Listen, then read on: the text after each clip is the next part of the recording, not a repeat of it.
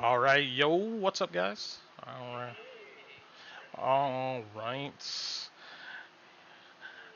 and we're live.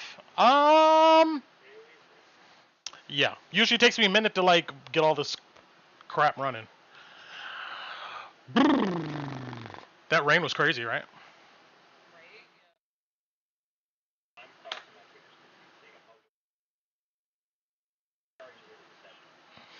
Oh, did our power go off? Yeah. Oh, that sucks. Oh man. No. No.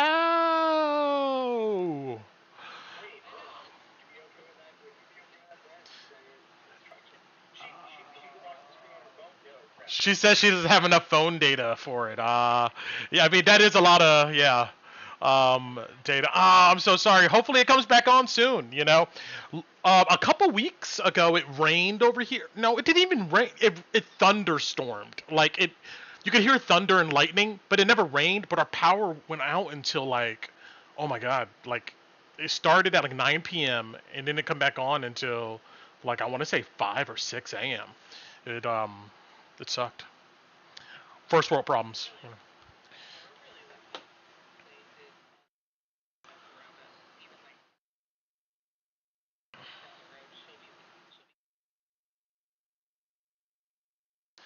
Yeah, and you know what's funny is it's where I'm staying at. I can look through the tree line and I can see the power on in the neighborhood over. It's like the grid, I guess, is just so close to each other. I don't know.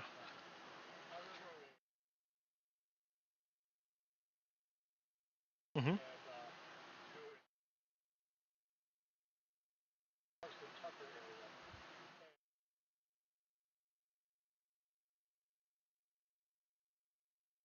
Fire department and the police station was there. We're It doing, did not matter what the weather was. We never There lost we go. power. There we go. guys. I just All right. realized what we're doing today, and What are we doing? I feel way worse that Tinu's not here. I know. Ah, yeah. Oh God! Oh no!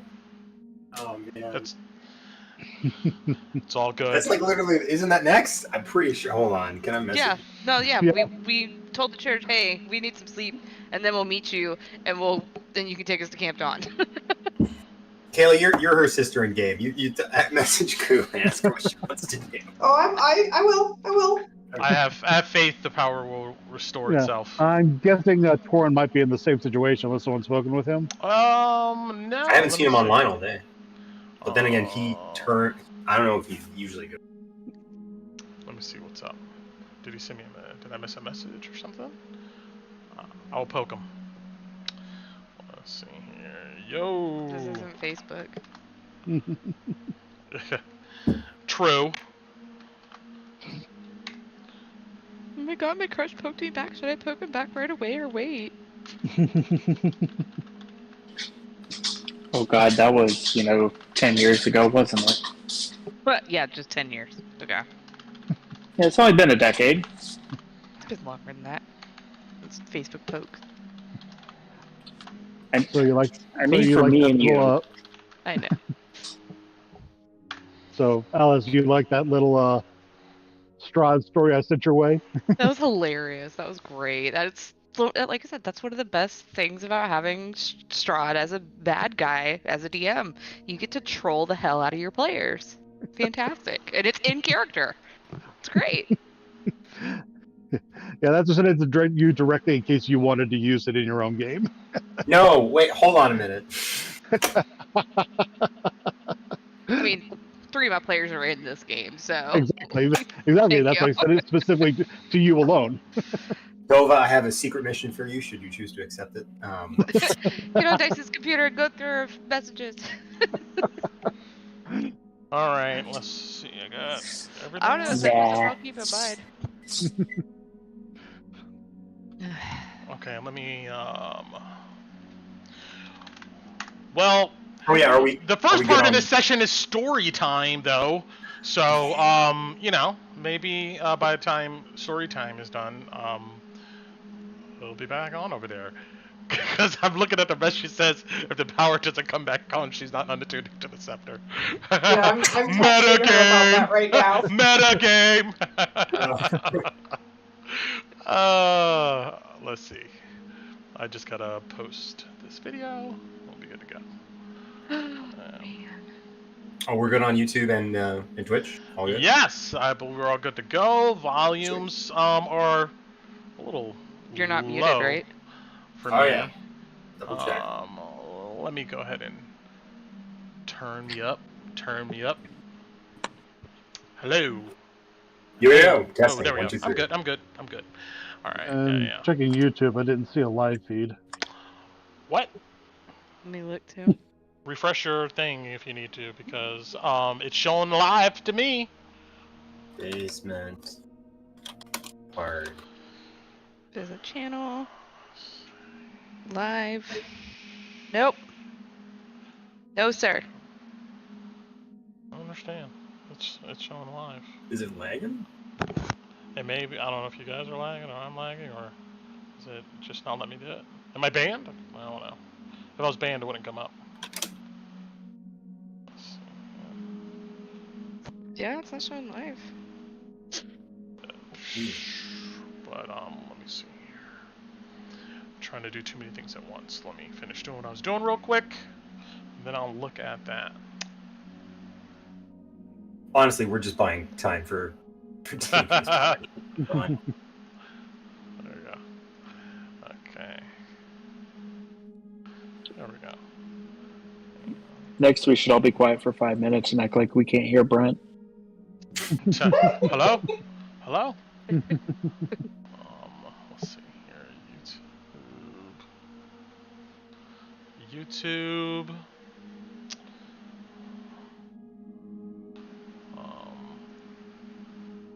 Do my channel. Genesis, be careful. She's the.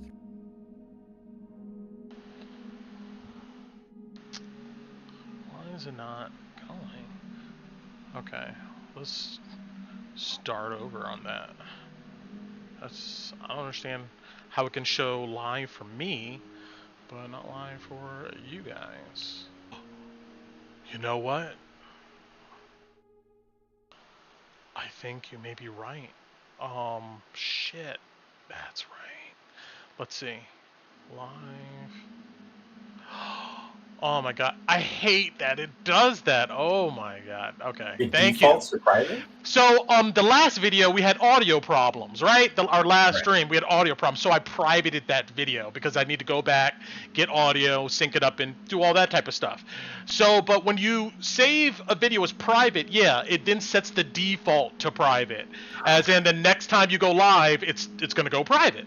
So, that was the reason why. So every time you have to come back in here and check, and I don't know, there's probably a setting somewhere deep inside of here where like you can, I don't know, change it, but they don't do it easy. They don't make it easy for you. So, all right, anyway. We need to make you a checklist. Yeah, there we go. Now it's on. Yeah, now it's on. Yeah. I need like a studio operator or some shit. But all right. So, welcome back to Drakkenheim after a week off. Our last video, as I just stated for like any people who didn't tune in earlier, you know, and just for my reference, when I go back, it needs to be edited. Like half of the session is just muted, and then it's unmuted because I don't have a checklist, and I just try to do all this stuff at last minute. But anyway, we still had a week gap, so who wants to go ahead and hop into a recap here? Refresh our memories on what happened last time out in this dead, weird city. A lot of fun stuff. Who wants to give it a shot?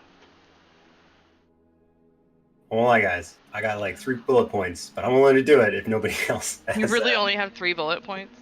Hey, we learned a lot more. I'm hoping to get help, to be honest, and to tap dance my way through I'll this recap. co-host with you. You get it and I'll fill in. How Okay. about that? There we go. Yes, Right. work the There you go. memory You know, bone. I have like 3 Yep. pages of notes typed out. So It's okay. Thank I'll you. polish off my mnemonic devices and whatever I use to remember things. Last time on Dungeons of Drakkenheim, the party fled from what appeared to be this ooze-like creature that welled up from this massive, well, puddle, or I guess a small pond of, I don't know, delirium-infused sludge? I have no real better words to describe it than that. It was pretty gross. As it devoured one of our Queensmen companions from the Pins and Clubs gang, or Pins and Stripes, I should say, who were leading us back to Buckle Down Row, with hopes of meeting up with Mel and donating our 100 gold. Thank you very much. Yeah. And after successfully avoiding the creature and our greed not getting the better of us, because there were certainly some tasty delirium crystals and shards that were around that pond, the party made its way to Buckle Down Row proper, where, amongst the various miscreants, criminals, ne'er-do-wells, and other lowbrow types, the party meandered their way down the main street. The first thing that the party noticed is that basically every single door, I think, in this place was guarded by a pair of folk. Sometimes they were bugbears, like in the case of the... Alice, help me out here. What's the name of the inn we had to go to? The padlock? The Padlock. Padlock Town? The Padlock Tavern, yes. Yeah. Which was guarded by two bugbears. And as we made our way down the main thoroughfare towards the tavern, a man was either thrown or pushed or otherwise fell and out of a second-story window from a building just above us, in front of us, falling dead, I think, or unconscious. We didn't check. On the ground. Glass broke. Yeah. More glass breaking happened, yeah. And he, almost within a few seconds, just to highlight how seedy Buckle Down Row is, people descended on this guy not to help him, but to rob him of everything. Boots, shirts, and all. It's looting if they're dead, not robbing. That's fair. But we didn't check, so it could be. We passed by the hopefully dead man, and were greeted by a couple locals who were wondering what we were doing down here and asked if we needed help going to where we needed to go. When we name-dropped Blackjack Mel to these two gentlemen, they immediately pointed out the Padlock Tavern, which, who'd have thought, had a whole bunch of padlocks on the front door and two bugbear guards out in front. And managing to convince these men that Blackjack Mel sent us, as well as the bugbear bouncers, that we belonged in the tavern with, I think, a little bit of lockpicking. The party... No, we just got let in? Orange just went in. Oh, okay, cool. Mm-hmm. I thought we had to pick those damn locks or something. The party made their way inside the inn.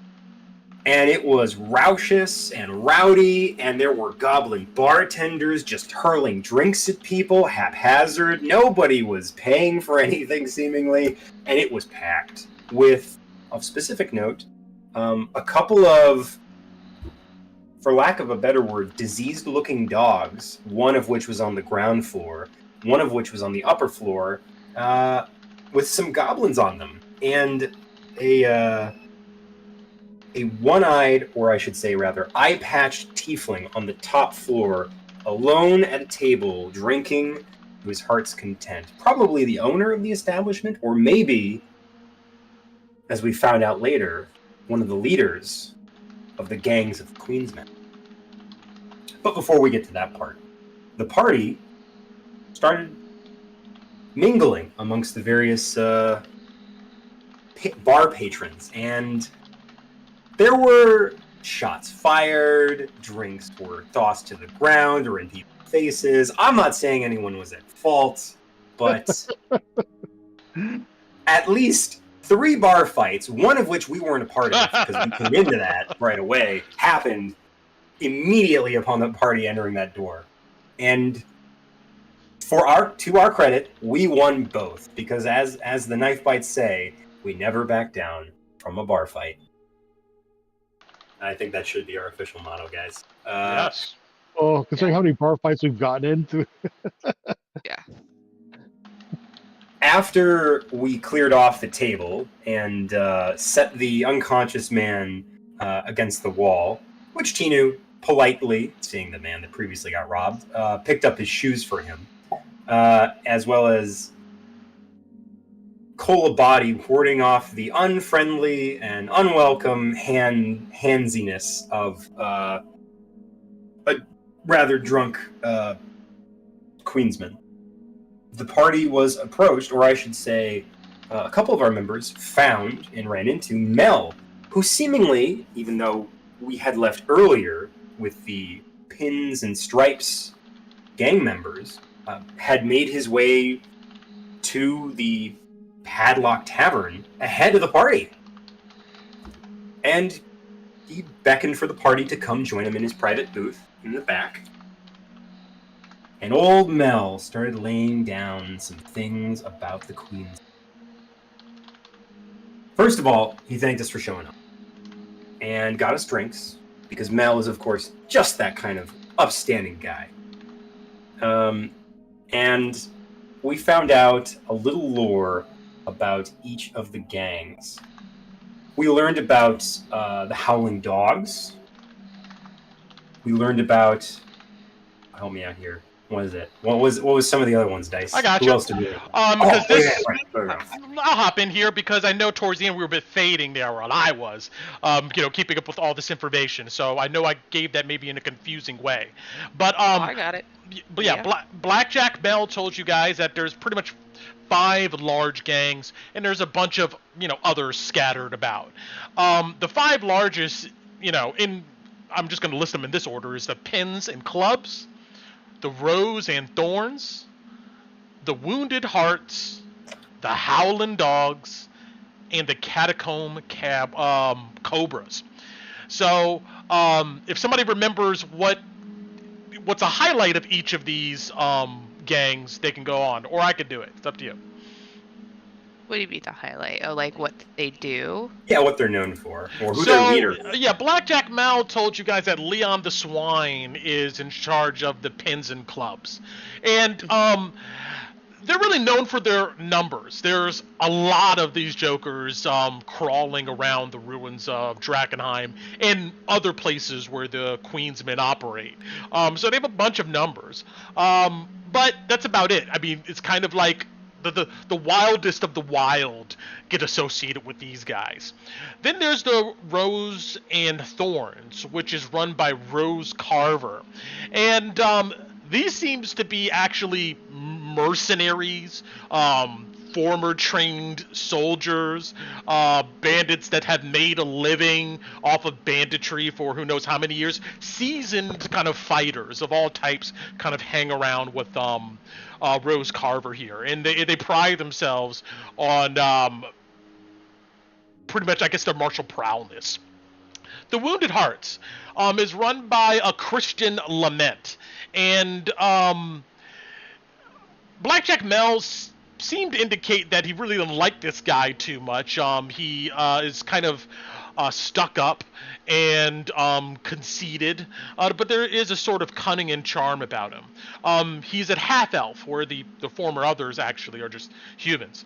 And the people who hang around this guy are generally con artists, people who swindle and scheme and double-cross, and things of that nature. Then there's the Howling Dogs. These are the big kind of bruisers that maybe don't pride themselves on numbers or skill, but on just kind of just brute intimidation and force. And it's run by a guy named Baskerville. This is the gang that Teeth was associated with before you guys intervened on them attacking some other adventuring group. Then lastly, the Catacomb Cobras, which is run by Veronica Venom. And you can already imagine what this gang's about. Subterfuge and sleight of hand, poisons, things of that nature. So that's the rundown for you. On we go. Yeah. And they also had each of their own haunts. The one we happened to walk into, the Padlock Tavern, was the local hangout spot of Leon the Swine for the Pins and Clubs, which I should have corrected myself before, not the Pins and Stripes. It's Pins and Clubs. If I said Pins and Stripes, I'm wrong. It's Pins and Clubs. No, I said Oh, that. I okay. Gotcha. You're good.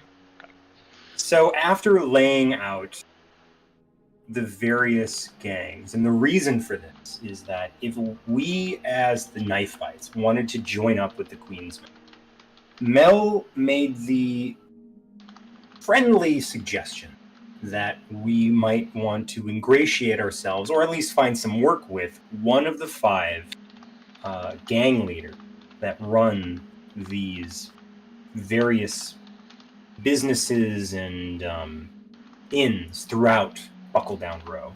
And that we'll probably all need to get tattoos, which would be a lot of fun as well. Hey. And reminded the party about his offer for Oscar Yoram, as well as I think that was the session before, right, Kolabani? I think with the information for your stuff and a couple. No, that happened later at the well. Oh, okay. Okay, cool. So I guess after that point, we left with Mel to make our 100 GP donation at the Wounded Hearts Tavern, whose name is that one I don't have written down. The Wounded Hearts Tavern, Christian Lament, the charming elf. Oh, where do they hang out though? I know the name of the building. They hang out at. I gotta go look. Smee's place?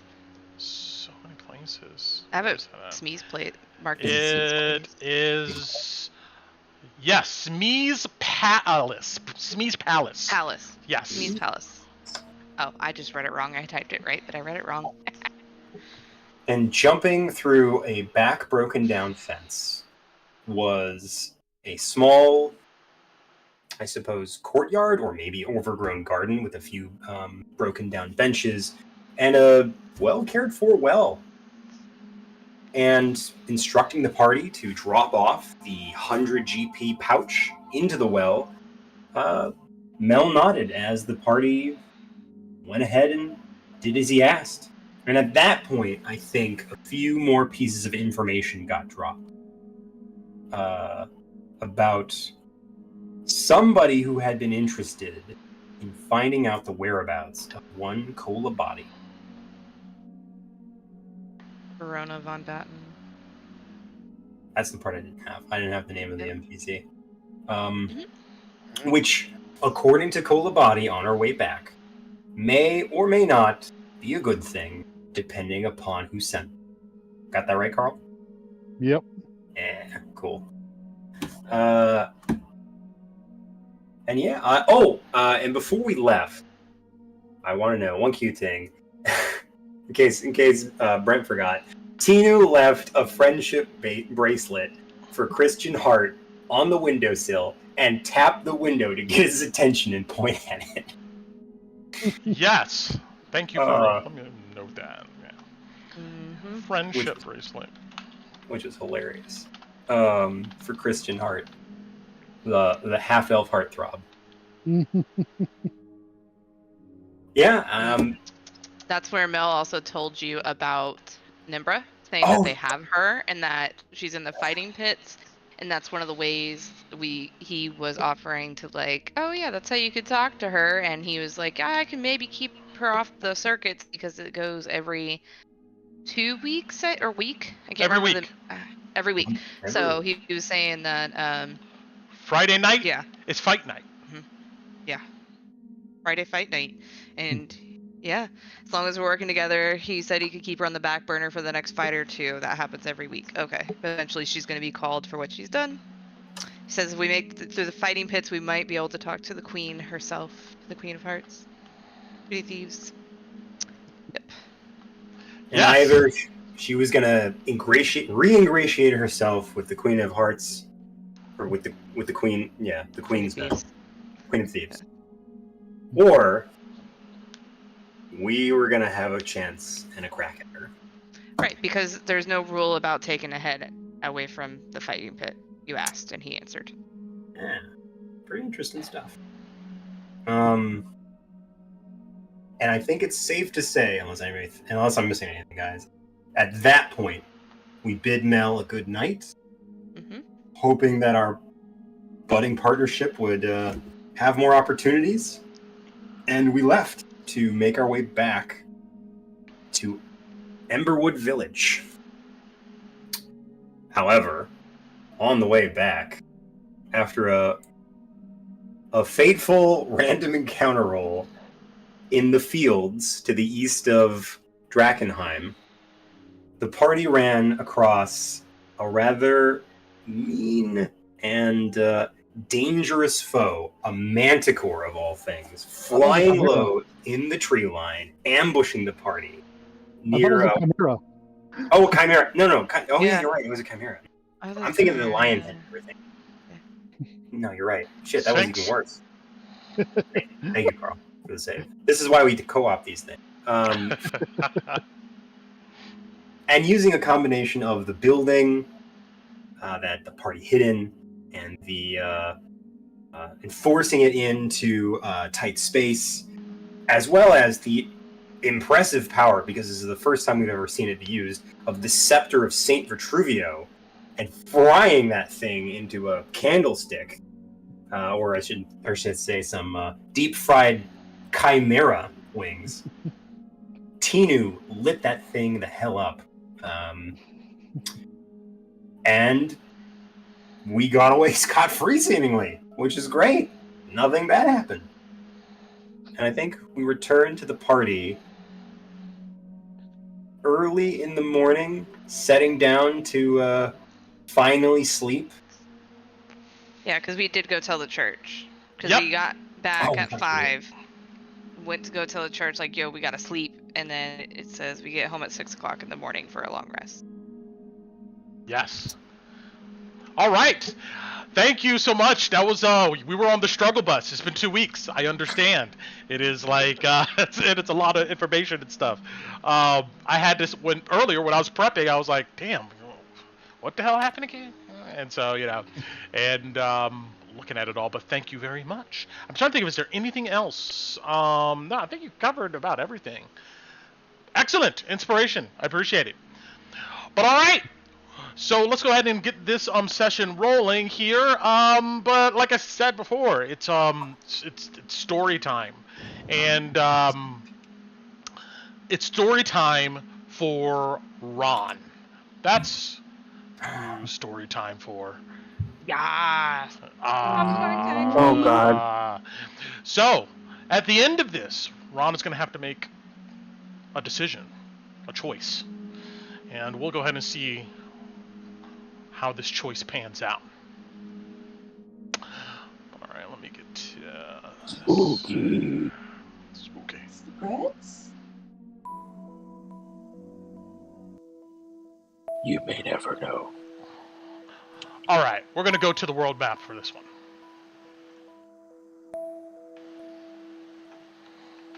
And it doesn't particularly matter where we kind of fall at for the moment here. Okay. All right. Let me turn this down. Yikes. So, Ron. This takes place before the meteor hit Drakkenheim, before the assassination of Divine Matriarch Courage the Ninth, before Helena von Kessel sat on the throne in Drakkenheim, starting the Kessel dynasty, before Vladimir von Draken waged a war of conquest across the realm, before the Edicts of Lumen, before the Arcane Inquisition and the formation of the Amethyst Academy.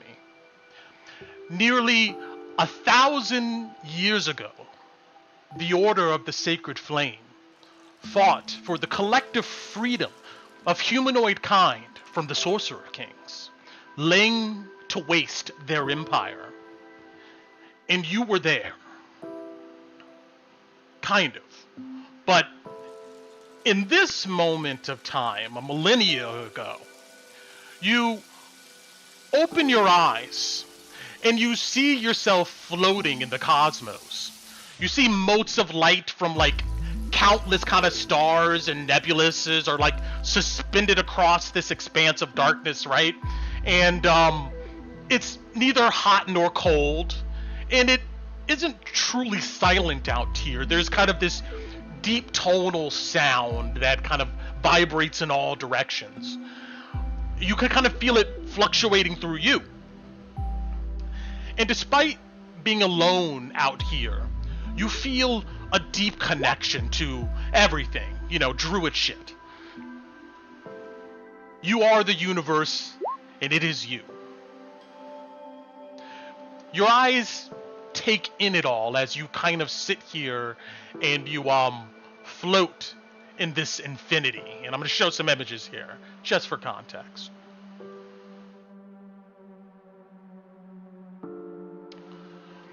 It's hard to judge time. I mean, it could have been minutes or hours of you floating in contemplation, but soon you see the space around you seem to bend, and massive motes of celestial dust kind of form concentric rings around your position. These rings are like on a cosmic scale. I mean, they seem to move past your position, creating this effect of almost like you're in a tunnel. The rings move faster and faster, as if you were careening through some like heavenly portal. And in the distance, something begins to materialize, and it grows in size rapidly. As certain details come into view, you see a tumultuous sea of like amber clouds radiating this beautiful light. You move closer, or maybe these clouds kind of move towards you. It's hard to tell. There's no good frame of reference. But from your position, the cloud formation grows in size, and you see nestled in the clouds a stretch of terrestrial land. Not a planet, but it's flat like a plane. Amber cloud vapors kind of lap at the edges of this plane like a heavenly kind of seashore. Here, somewhere in the universe, is this mote of land, and you're just kind of hurtling toward it. Something like this, you know?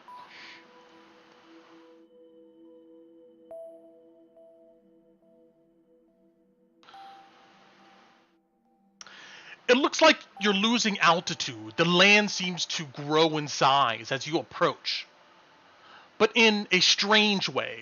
Almost like, you know, you're like on Google Maps, like kind of zooming in and zooming in and zooming in. It's almost like that effect, at least in my mind. From your perspective, you're now within the kind of cloud atmospheres above this landscape, and you can barely see the stars through the haze.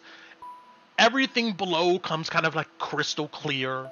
The resolution of this land is like just breathtaking. The landscape rushes below you as if you were a bird gliding across atmospheric currents. You see pristine forests scattered among rising hills, rivers of crystal blue waters that glow in this light reflecting from the clouds. But the beauty suddenly fades. Lush nature turns into an ash-colored expanse of land that is devoid of like any meaningful vegetation. The land just turns to desolation, and this desolation just seems to stretch towards the horizon. For a moment, you think you're about to crash into this landscape, but no. You suddenly like decelerate and gently float down. You stand in this place that looks wounded, Ron. It looks diseased. You feel your like connection to everything here kind of waning. Something like this.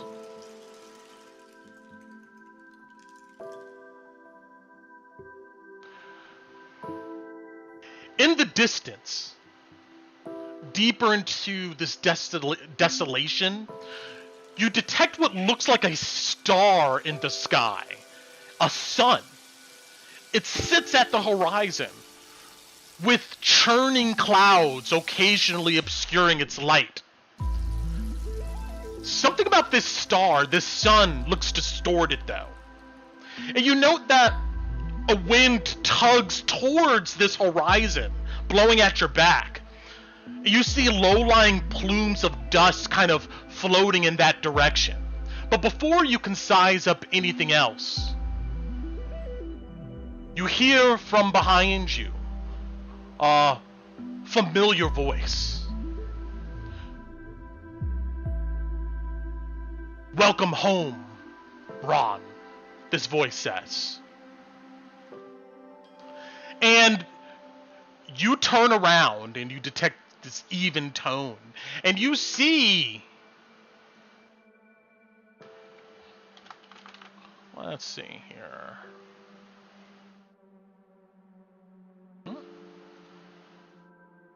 No.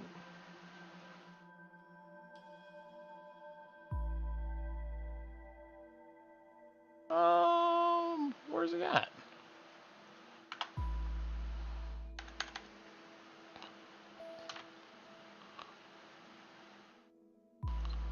Oh, okay, there it is. Like, what the fuck?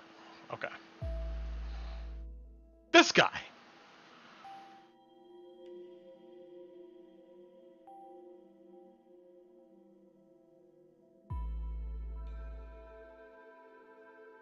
I'm going to turn down this music for a bit here.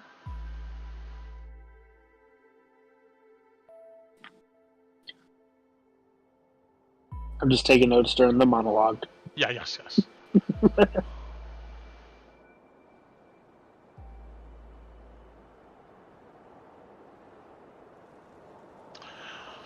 You know Haas is the elder of the Druidic Circle.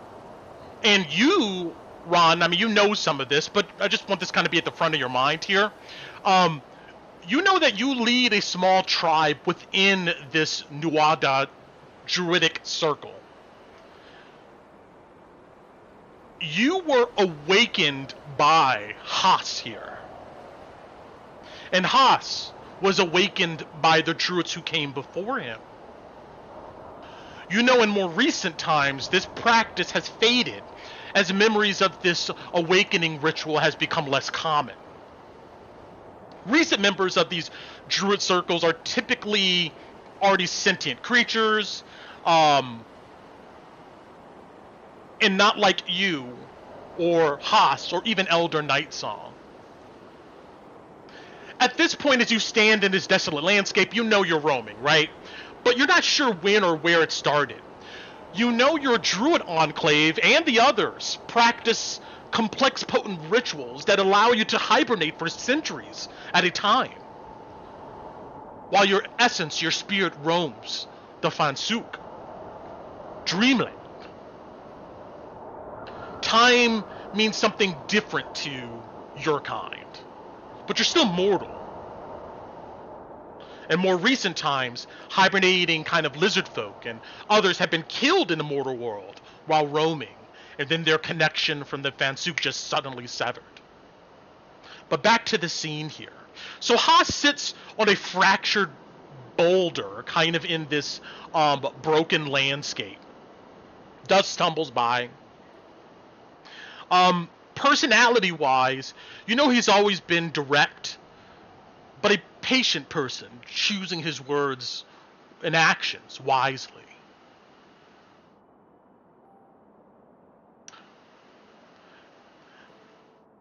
This is where the first ones were created, Ron.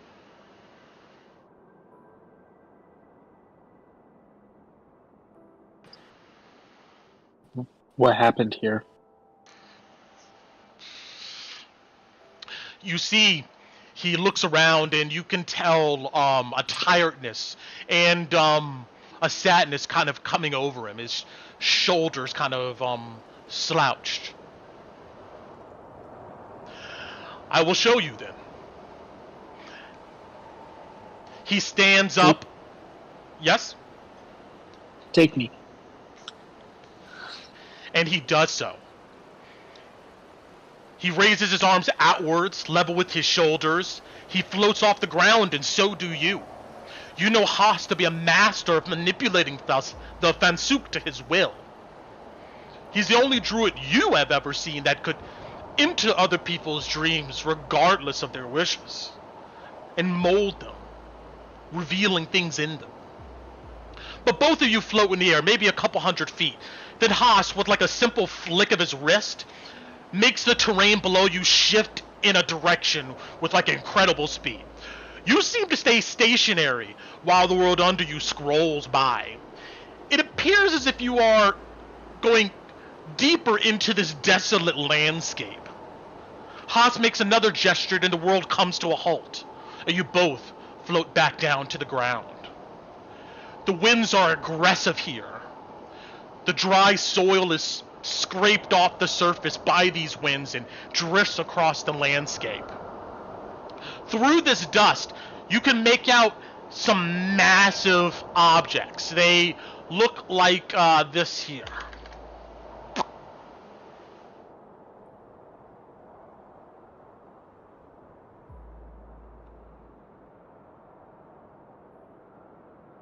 Massive rectangular monoliths kind of rising out of this spoiled ground. There looks to be a dozen of them. And then beyond that, there's some smaller ones. But these large ones tower up easily, maybe 100 feet or so. You know, the edges of these structures don't seem to be immune to the effects of this wind that's being pulled into the horizon. You know, it looks like there's different levels of erasure on it. Haas and you walk up to the closest one. And he says, gesturing at it with his staff, "This is the pact."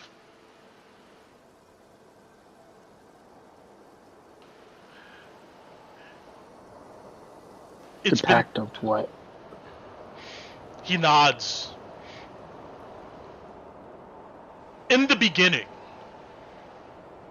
the gods we know lived in chaos, primordial forces clashing with each other, seeking dominance. Since the beginning of time, the first ones have told us this much, but then, in some moment in time, the wise Ogham the sage came into being and spoke to the other gods. Ogham called for harmony rather than chaos. Ogham suggested to the other gods that they could free themselves from chaos, or could become more refined, I guess you would say. If the gods ordered themselves through mortal beings, unburdened by eternity. Mortal beings that could choose their beliefs. Ogham promised that this would bring harmony, and the other gods agreed. The gods enshrined a piece of their essence in these objects, these monoliths, sealing the pact between them. A piece of them would persist here, serving as a link between the godly worlds and the mortal world, and all spaces in between. Then the gods created the first ones, 12 of them, creatures that were neither mortal nor immortal, but served at the pleasure of the gods, each aligned with a god, and each were gifted knowledge of divine principles and rituals that evoke the essence of that god. The first ones had two missions: watch over the monoliths and spread principles of the gods to mortals, so that they may choose who they worship. The first ones were not neutral creatures, though. They sought to spread the principles of their gods across the mortal realm, far and wide. The first one of Morrigan would take Morrigan's essence from the shrines here and give it to the elves. And it's still in their domain today. But that's a story for another time. The first ones were barred from the mortal world, though. Their influence would be too great, and their motives were too closely aligned with their creators. So the first ones awakened us, the Druids of the Circles. We were taught the ways and rituals, and sent out to teach the ways of the gods to mortals. Harmony was struck for some time. But over time, mortals would choose themselves over the gods. Even the dwarves, which kept true for so long, forgot us and sought their own way. When necessary, elders like myself, we would come to this place to consult the first ones. When we heard of this Saint Tarna and this divine light, we came here. And this is what was left. And he gestures around you to this land.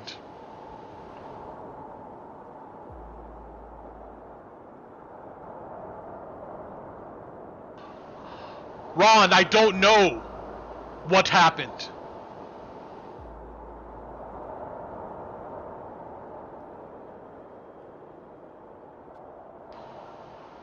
But this history must matter. You think the answer lies with Saint Tarna? Is that what you're suggesting? He looks at you and he goes, "Wise." He gestures to the monolith, and you focus in on it. You notice that there's two distinguishing marks on this tall thing. At the top is a symbol, and the symbol on the top of this one seems to be a hand bearing a sword. You know it to be Nuada's symbol. And the second thing on this slab is a star-shaped indentation about chest height. It looks like something may have sat in the recess at one point, but it's now empty.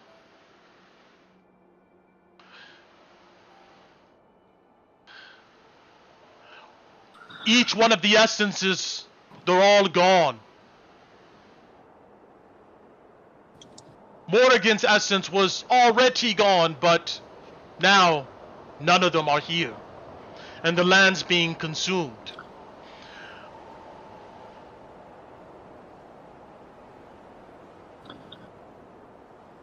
Before Is this as far back in time as you're able to go to see what happened?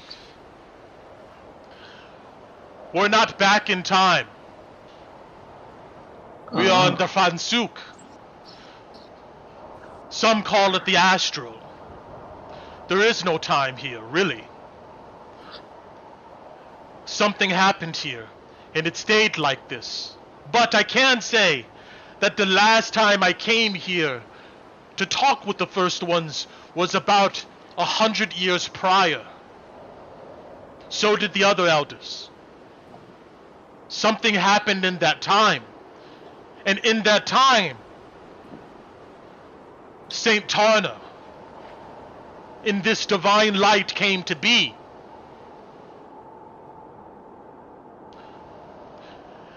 Although the essences are not here, and he points at the slabs, you can still touch them and commune with it. They feel distant, shallow, last breaths before death. Do you believe gods can die, Ron?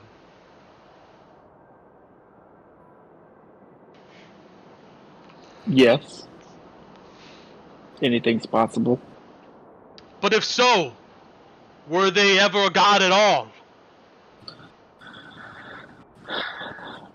Depends on what the explanation of a god is. You know, These No. were the gods, Ron. They were the explanation. Correct. They may have been the first beings, so to speak. But if they choose to make themselves vulnerable, then they may not be immortal. Which is kind of what it's sounding like when they put their essences into the monoliths. To, have their words spread across, the lands. And if that power was abused, it seems that might be what could be their downfall, or, the loss of their light, so to speak. He seems to think on that for a minute, and then he nods. He says, the first ones never claimed their immortality, but were positive in their omnipotence.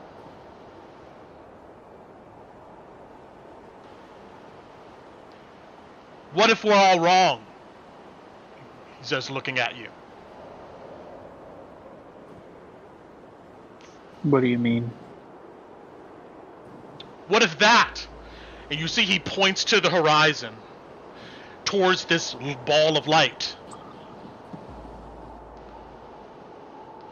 That's the true God.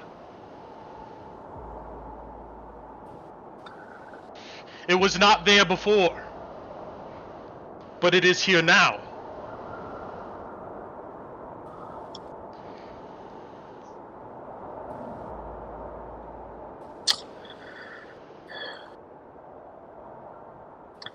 I don't have that answer.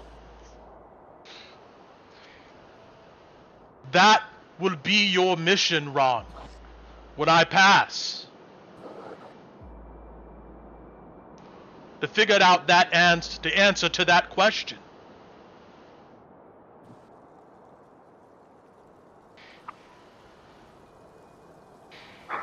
He points at the slab and he goes, touch them. You can feel them. I You can touched the see them. underwater one. You touch it. And you suddenly see your mind's eye a flash. And there's a swirling of amber clouds kind of coalescing and funneling towards what can only be described as a circle or sphere of light. Looking something like this here.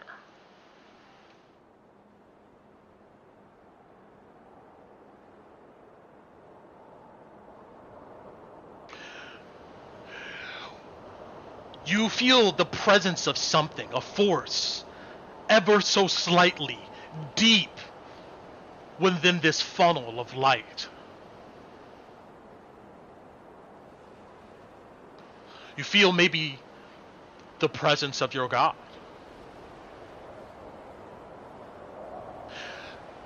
You release your hand, and he gestures for you to touch the others. And to fast track this here, unless you choose not to, you can touch all of them or not. Let me know. Sure. Okay. Yeah, I'll touch him if he's dictating it. Sure, absolutely. For the other 12 old gods, which you know of, and you can look at them in the book, all of these slabs, besides 2, project the same thing. But for the sake of this backstory, which one do you want to know about right now? The 2 you're looking at, one has a skull symbol at the top of it, and the other one has what looks like a sun symbol at the top of it. With everything that's going on, I'm going to say the sun one. Got it.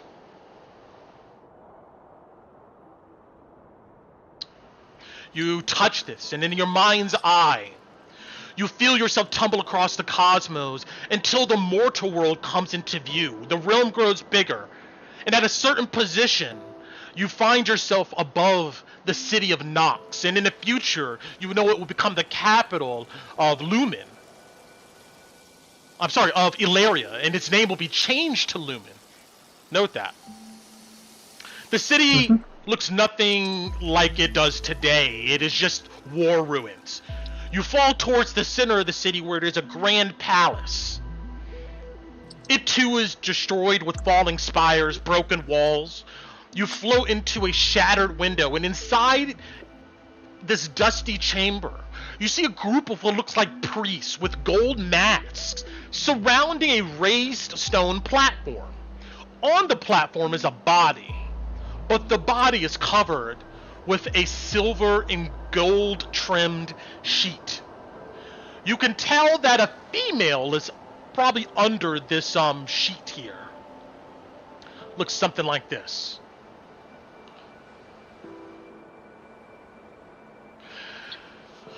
On the platform surrounding the covered body is a helm, a sword, other small items, but what sticks out to you is a gold chain necklace. And hanging from the end of this necklace, you see a small star-shaped crystal.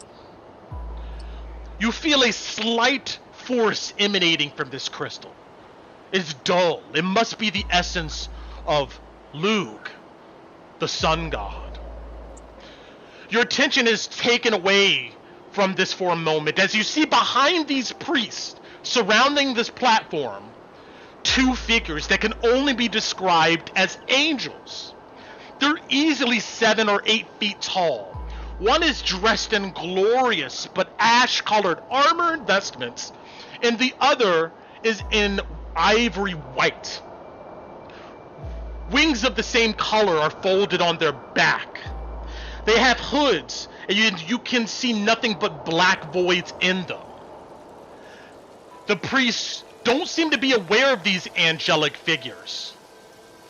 But as you observe them, they slowly raise their heads and look at you. And that's where the vision ends here. And that's where our recap is done. And let's get back into the game. Okay. I'm going to tabletop. I tried to drag that out a bit to see if we could go up in here. Well, No, Kalina got booted too. Yeah, ours went for a little bit. It's okay right now. Oh man. Oh, dice beat me to the post. Oh no, the storms. You knew I had to. Shane. Yep. All right. I'll re-listen to it all too one day this week at work just to. I got you. Just check my notes. Almost word for word. You are a Not fast that typer. fast. Holy shit. Have you ever looked at my notes? Okay. Anyway. So, let's cut that. Kaylee, I think you found your god. I know. Holy shit. Spookyisms. All right. So, let's go to our hideout. Well, can I ask for a clarifying question? Sure. So, the plane that all this happened was in the Fonsu, correct? Yes. Okay, we just traveled essentially to a different portion where all this was. Correct. Okay, just making sure I'm on. Yeah, you know this place is pretty much the astral plane. It's just an infinite expanse. Yeah. It could be anywhere. Yeah. Okay. But okay. Did I clear? Yes, I did. And let's get down to our bunker. These guys are chilling. And yeah, let's do this. Da, da, da. Okay. So, Yeah. Yeah, with that. All right. So, really quick, your current objectives are as stated, right? Go to Camp Dawn to return the scepter, claim your reward, connect with, I guess, Orion Jones and convince him to go after this Korgoth Blackhorn, and then travel to the Reed Manor on behalf of the Queen of Thieves or the Hooded Lanterns. And then I know I still have in back pocket here that Ron and Louie were planning a dream sequence here. So that's a short list, but you can go into the Discord channel of events and leads, and there's a list. I try to keep a running tab of like all the different shit that's out there. But anyway, you guys, you wake up to the aches and pains from the events of the day before. The Chapel of St. Brenna, the encounters leading up to and between the, strange fellow with the clockwork dog known as Venus, the Minotaurs, Buckle Down Row, Don Laro being depressed, sending him to find a Furious Four, the Crater, a bunch of stuff. Before you collapsed back at your hideout, you let Flamekeeper Hannah know you'd be late. But you would be at the Chapel of St. Ardina in Emberwood to go to Camp Dawn. What comes after that is up in the air. Those of you who meditate, you're up first here. So I want to check in with Kolabadi on rolling me a dice and giving me a number here. oh yeah.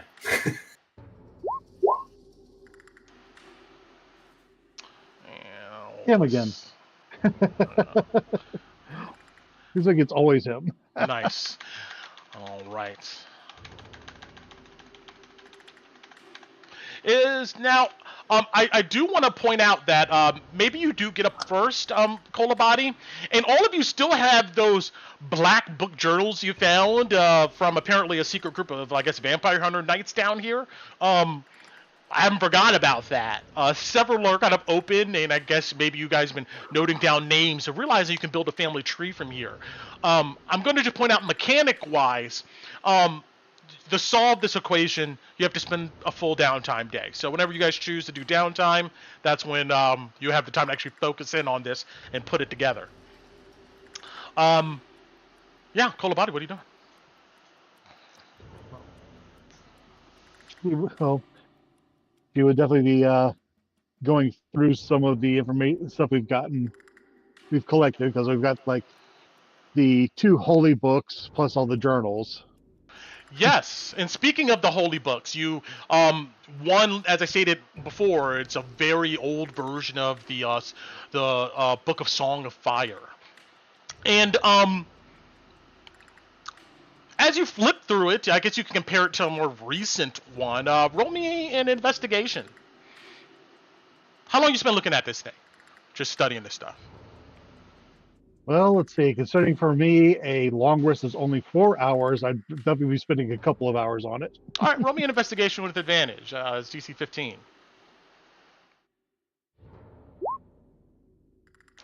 Good thing. On the nose.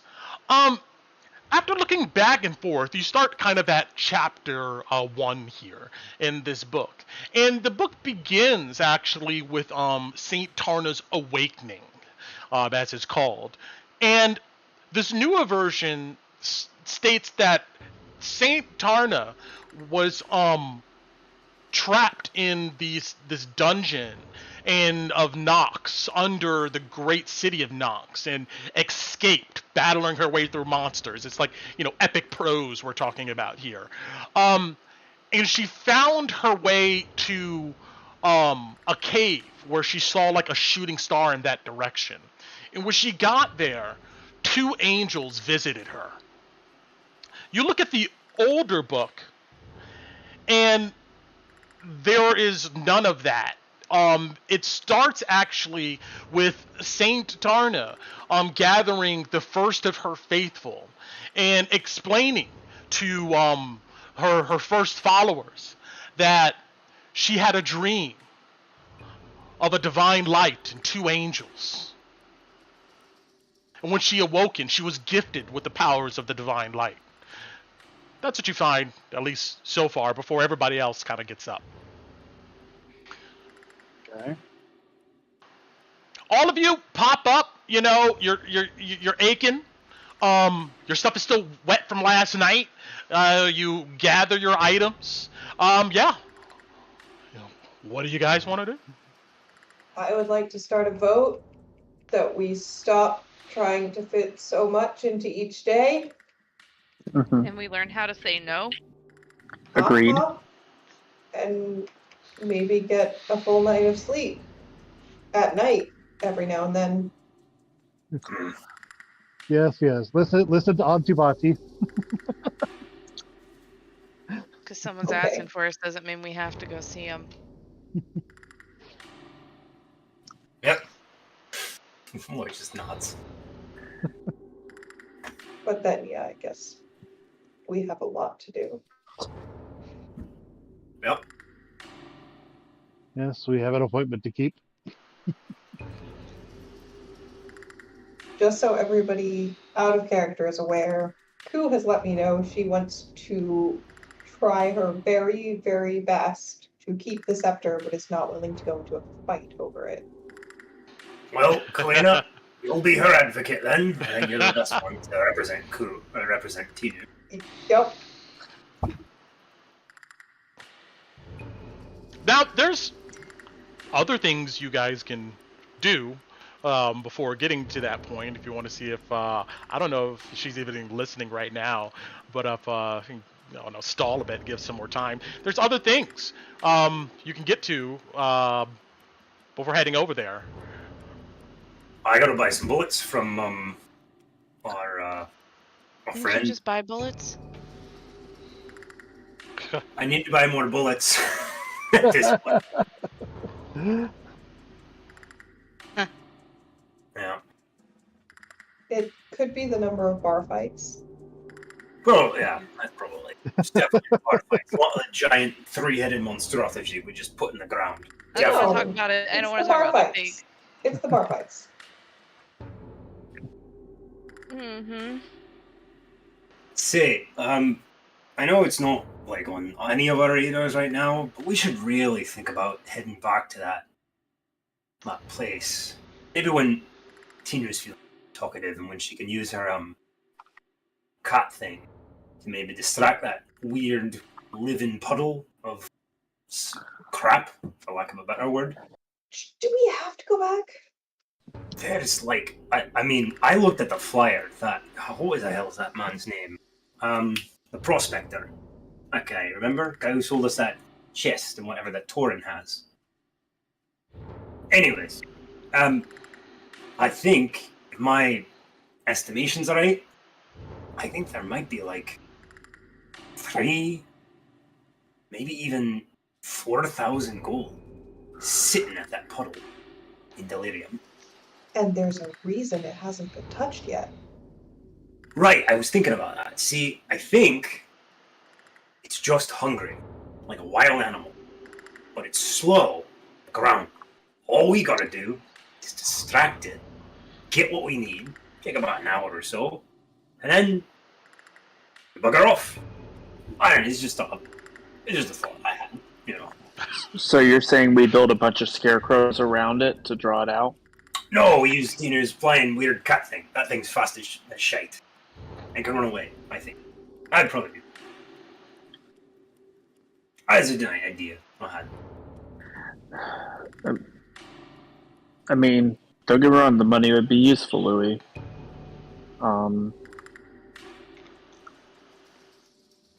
Maybe soon? Not now. That thing will probably keep away any queens. But we can't leave that on the hook too long. Those pins and clubs folks are going to try to lay their sticky fingers on it soon, I bet. Considering how close it is to buckle down row, that is a definite possibility. Well, here's hoping anyone that tries that isn't us ends up dead. All right. Okay. Don't feel like I'm rushing you, but like, I mean, if you guys are gonna head out, I need to know where you're going. To the church, I guess. I'll probably just pop by smithy on our way first. I think it's closer to the road. I think it's like almost across the street from the church. Yeah, I'll go pick up some bolts. Got it. All right. All of you head out and hit the road. Soon as you guys climb out of the ruins here and go back down that steep hill and hit the road, it is, let's see here, it's clear skies. It looks to be about the afternoon, like a noontime. It's the temperature's in, it's like in its mid 50s or so. There's like a light cool breeze that comes by. You go down the road past Hendrick's farm, and in the distance you can see all of those friendly folks out there having a good old time. And then, yeah, you pop into Emberwood. And I guess I can turn up the lights here. It's noontime. And I guess for the travel, I would discuss with Alice what I've noticed about comparing the two holy tomes. Oh. Yeah, Alice would walk next to you and kind of think on it. Well, what do you think that means anything? Well, it's definitely going more arms militant in the newer version. Yeah. More, what's the word? Sorry, I'm still tired from last night. Yeah, definitely more showy, more showmanship, and yeah, more showmanship, more slay the monster, more theatrical, more hero worship than actual reality. Yes. I'll have to keep comparing them. I can start helping you. I was just really tired. I'm sorry. Oh no. Used to getting more sleep than this. All right. On our way, while we're walking down, like when we're close to just coming out of the inn, I forgot to mention this. I felt bad about, I think, what was it, 100 gold? You all paid, me cured, so I figured I'd, offer to pay back that debt to you all if anyone's interested. No, not for me. No, we'll definitely have to do a rolling set of funds because I'm sure that's not going to be our first brush with contamination. I'd like you to pay us by watching our backs with that cool contraption. It's easier to pay in coin, but okay, sure, yeah. Well, if we need something in the future, then just, join in the group fund. Of course. Yeah, sure. Okay. And Lloyd quiets down. Start leaving. The joint bank account. There you go. Oh. No, I'm not talking to the bank. Anything but the bank. I'd have to bury my money in the front yard. You just put it with the vampire. Yeah, just put all your silver in there with them. Nobody touch it. It's about the same, in my opinion. All right. So you guys arrive to Emberwood proper here, and it's just as you guys have left it just a bit more muddier and wetter. Let's see here. As you guys enter the city, you see city. This piece of shit town. There's adventurers coming in and out. Is there anything you guys would like to do? I know we're going to the Crow and Son smithy, but does anybody want to do any haggling or want to investigate for specific or random rumors while that's going down? Just throwing out just these mechanics here that they offer in the book that I don't want you guys to forget. And yeah. Anybody doing any of that? No? Okay. Well, I know in terms of rumors, did you want me to roll that history check? Yes, actually. Thank you.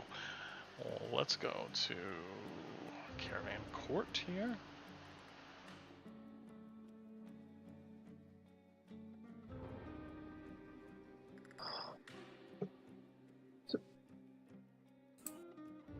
When you're done with that, I do have a question as well, Brent.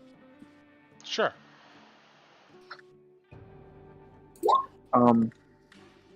Yeah, just let me know. Not today, looks like. Only thing you're able to go ahead and glean is the name of that apparently a druid of Morrigan.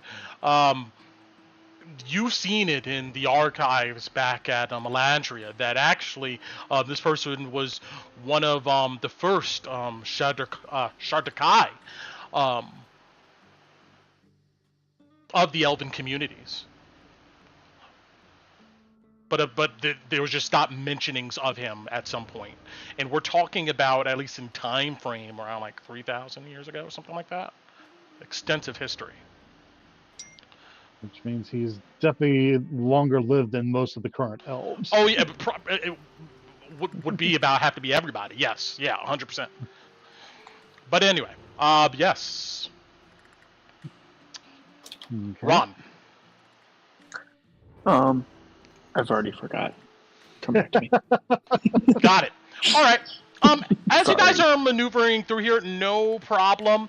Yeah, it's another dusty day. You know, I mean, there's a lot of traffic, a lot of stuff going on here in this area.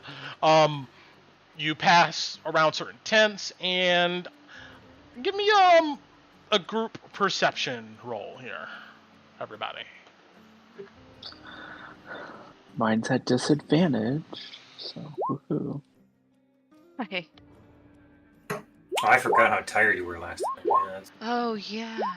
Yeah, I'm the only one that got 2 levels. Alice is so tired. She needs coffee, man. Oh, yeah. Do we still have our exhaustion, or can I get rid of that? You got a long rest, so yes, you would have gotten rid of at least one Woo! level. Also, I almost thank you. I almost forgot bringing this stuff up here. Let me go here and.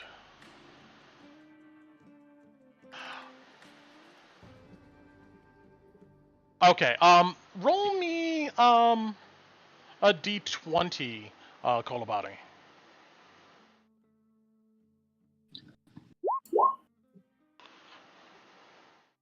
16? Got it. Okay. Um.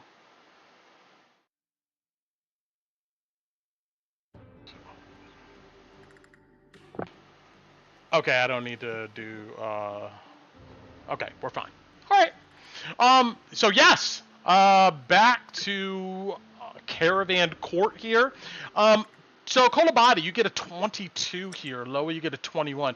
I'm gonna say, you notice it first, Kolobati, but you see nailed on post of various supports for tarps, and especially here in the center of Caravan Court, where there's this boarded up well, and on the boards it serves as a kind of like a flyer area. As you're kind of going past, you begin to pick out a certain flyer that looks quite new. I'm gonna share this with you guys in roll 20. You're going to see it pop up at the top of your journal here.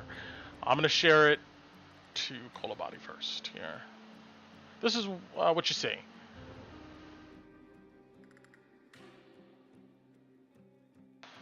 Did you see that in the journal? Uh-oh. Can I be hurt? Hello?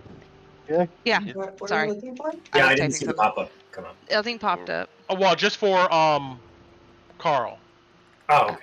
Did you see it? See? Okay, you see it. Yeah, see Good. it. Okay, just making Yeah, sure. yeah, we're all good. Oh, hey! What's up, man? Hey.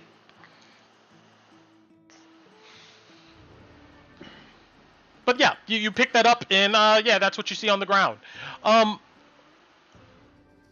Louis, as you're looking around, roll me an insight. Are you proficient in insight? I am. Give me advantage. You got it.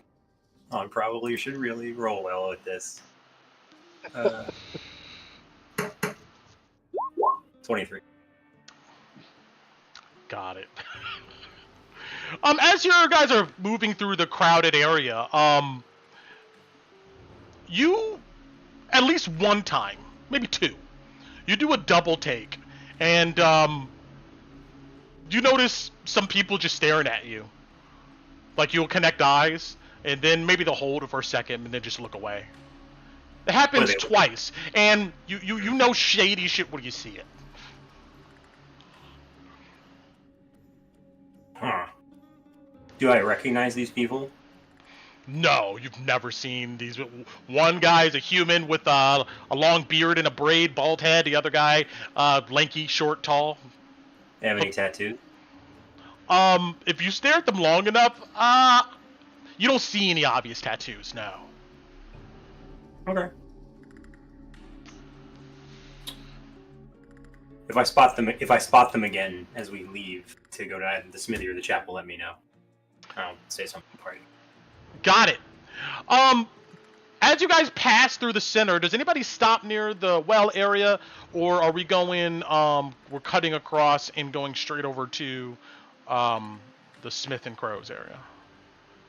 The Crow and Sons smithy, excuse me. Well, Kulabad will definitely grab one of the flyers. Is it similar to the one we used previously? Yeah, except it looks upgraded. It looks like whoever's created these has found better tools. The first one was just like charcoal pencil. Somebody just wrote something. This one here, it's like it has to be magically rendered or a printing press. Somebody came up with this. Yeah. You see, now that you look at it, you see a few more of them.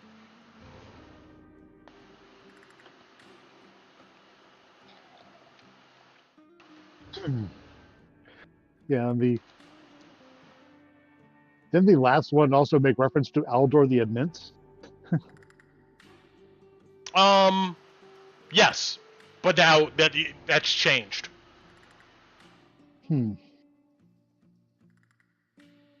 Well, considering it's definitely for the same thing, I'm wondering if I need to go pay a visit to see what he knows about this.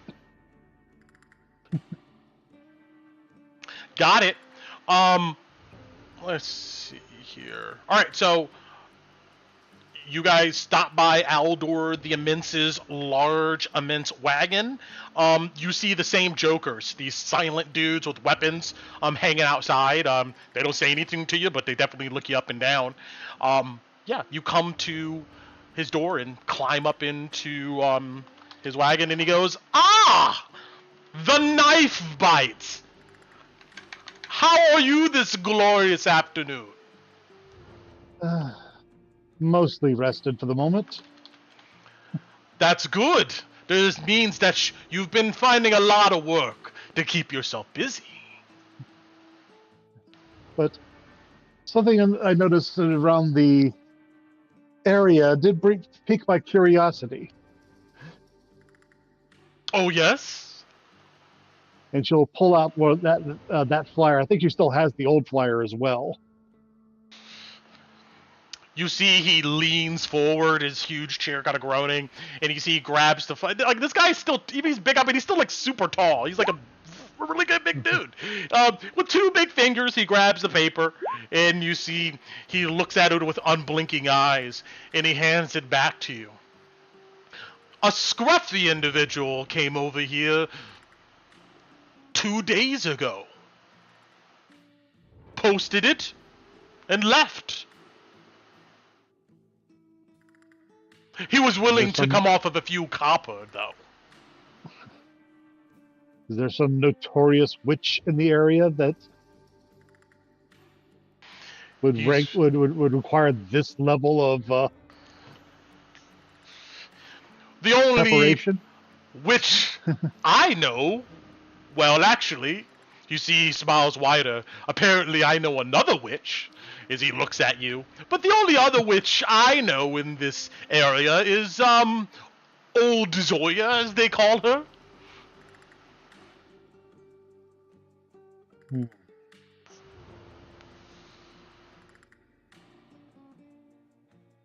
Are you looking to explore this opportunity?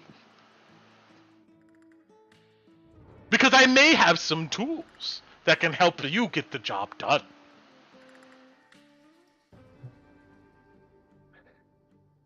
Well, not necessarily it depends on whether, because I guess it all depends on which witch they're targeting. what opportunity it is. So you have some investigating to do. Apparently, we do. Well, if you find that you're in need of additional supplies, those of the enchanted kind, he just gestures as if you know where to find me. And, he just sits there, looks at you, and smiles. Any of you like to buy anything?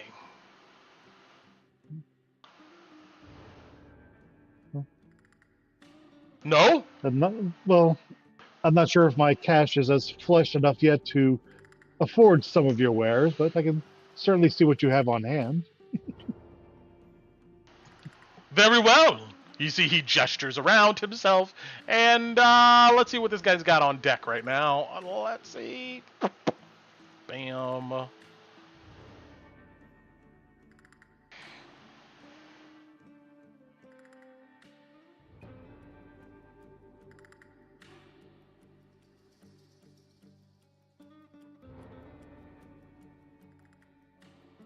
Yikes.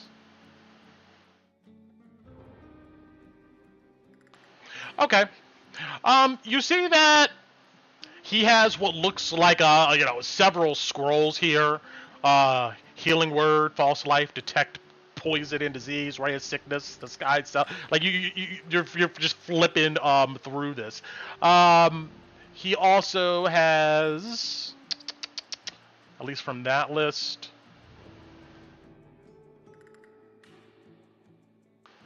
All right. He has what a scroll of dark vision, warding bond, gift of gab, kinetic charm, locate animals or plants, and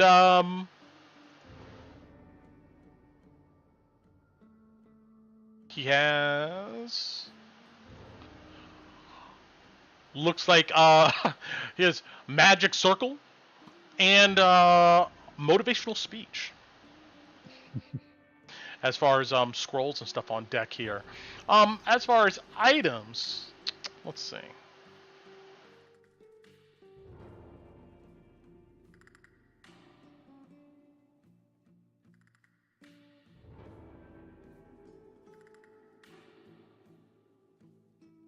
Open this.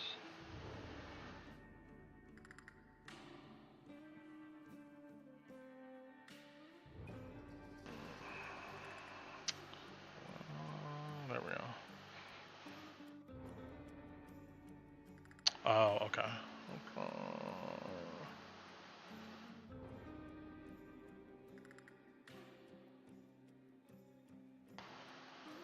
Yeah, roll me percentile.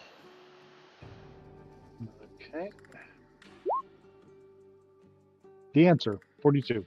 The answer is 42. And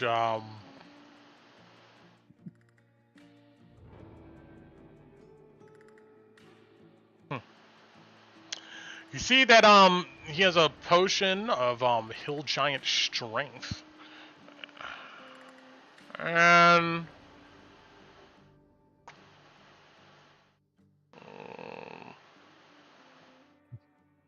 Pointed out to our more martially inclined. roll me another percentile. That's going to cost an arm and a leg. 82. 82.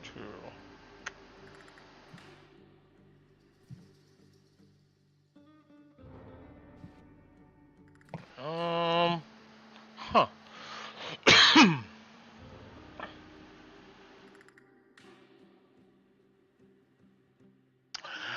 You see, he has you see what looks to be it almost looks like a decanter, like I don't know, hold some fancy like alcohol or something in it.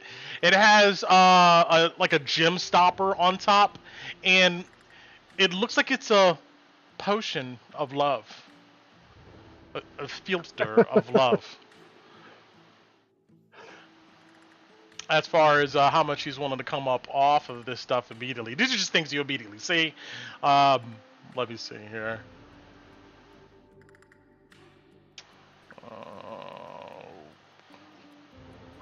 I'm surprised Potion of Love isn't a 69 roll.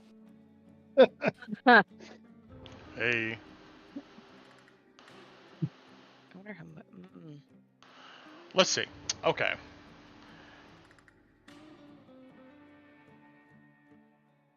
And I really need to new window.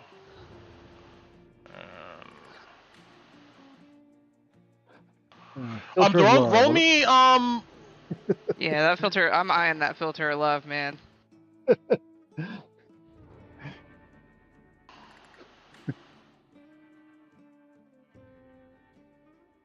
are these considered okay.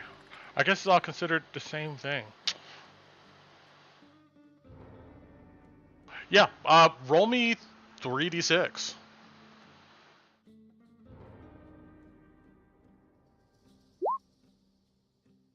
Ten. I feel like that's so unfair. Hold on, let me see here. Oh.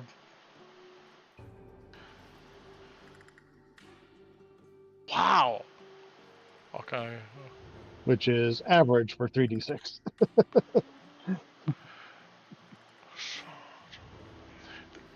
Damn.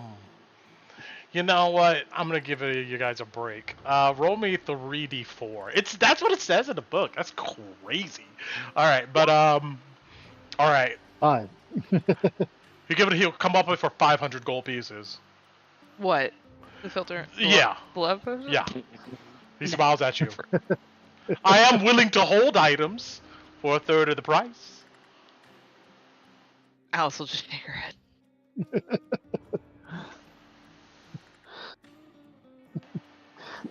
What about coming down on the price? I don't Seems haggle, like- my friend.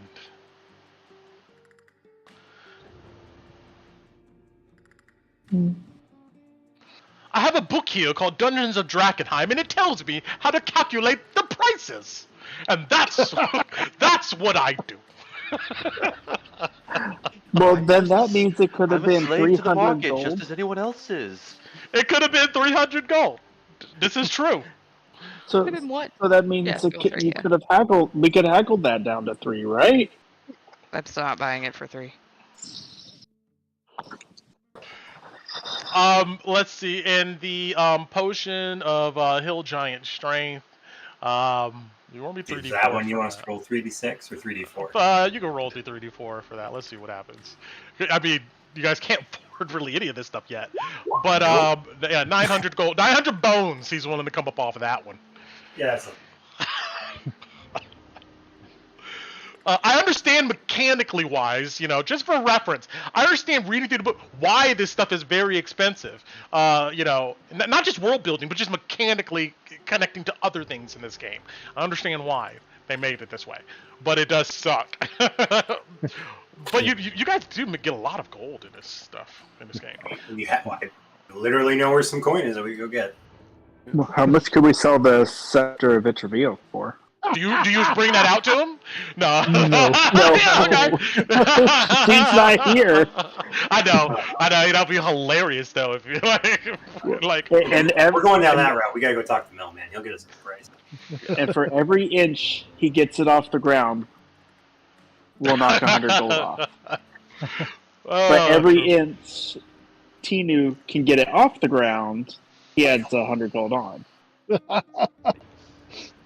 Got it. All right, but if nobody else is buying anything, selling anything, we move on to the Smith and Crows, and when you guys show up here, it looks the same as before, but there is somebody you haven't seen before here. Did Louis see those people looking at him again? Yeah, I'm keeping an eye out and seeing if they're following us, Brent. That's what I wanted. Gotcha. Give me 1 second. Let me just okay, there it is.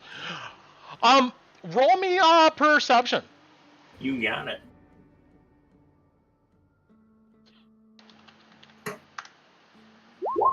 Nine. Okay. Oh, second here.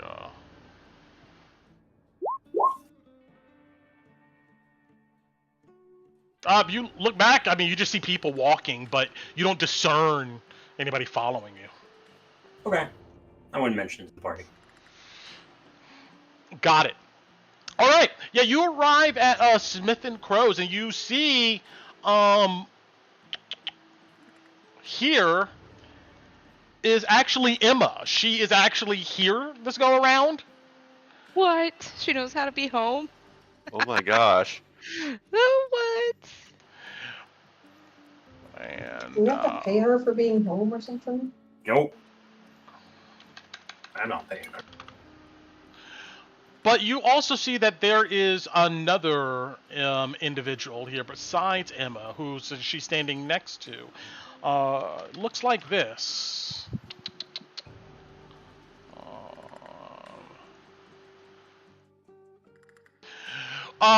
You see this guy is decked out in purple. This guy has a nice kit.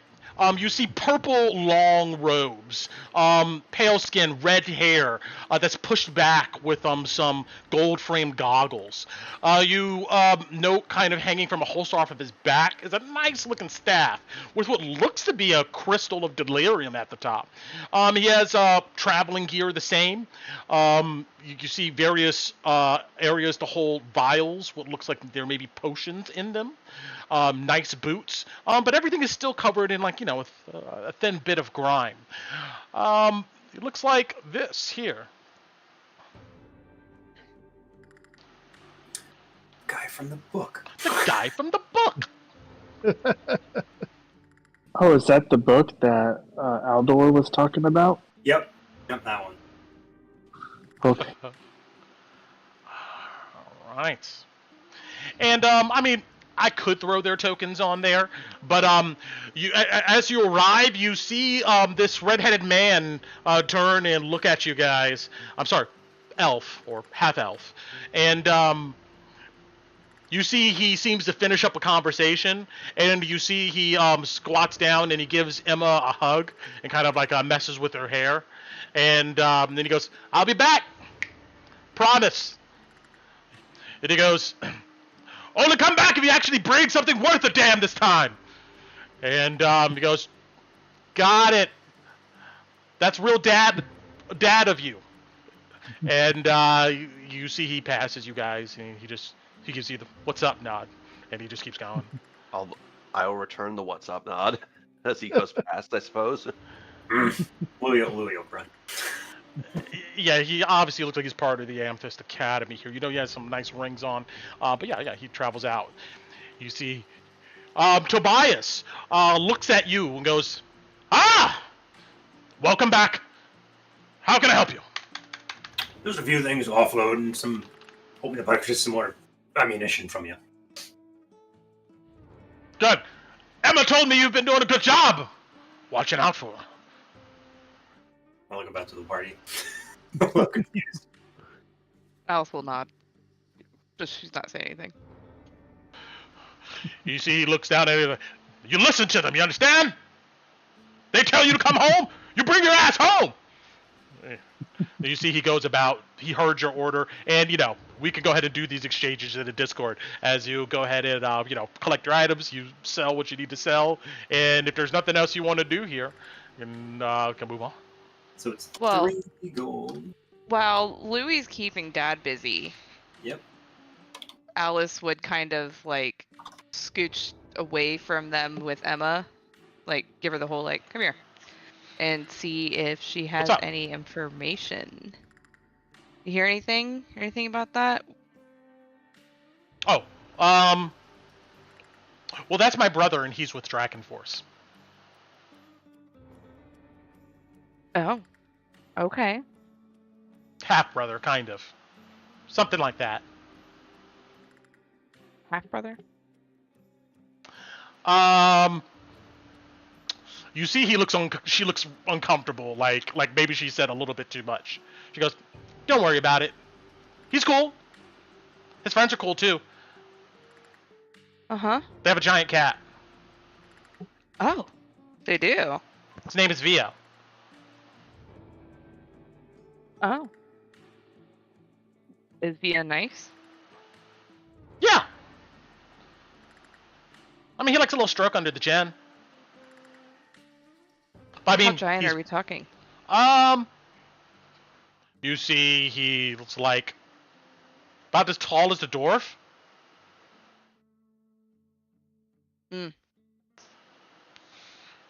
Okay. But yeah, All right. anything else? You see she scratches her head. No.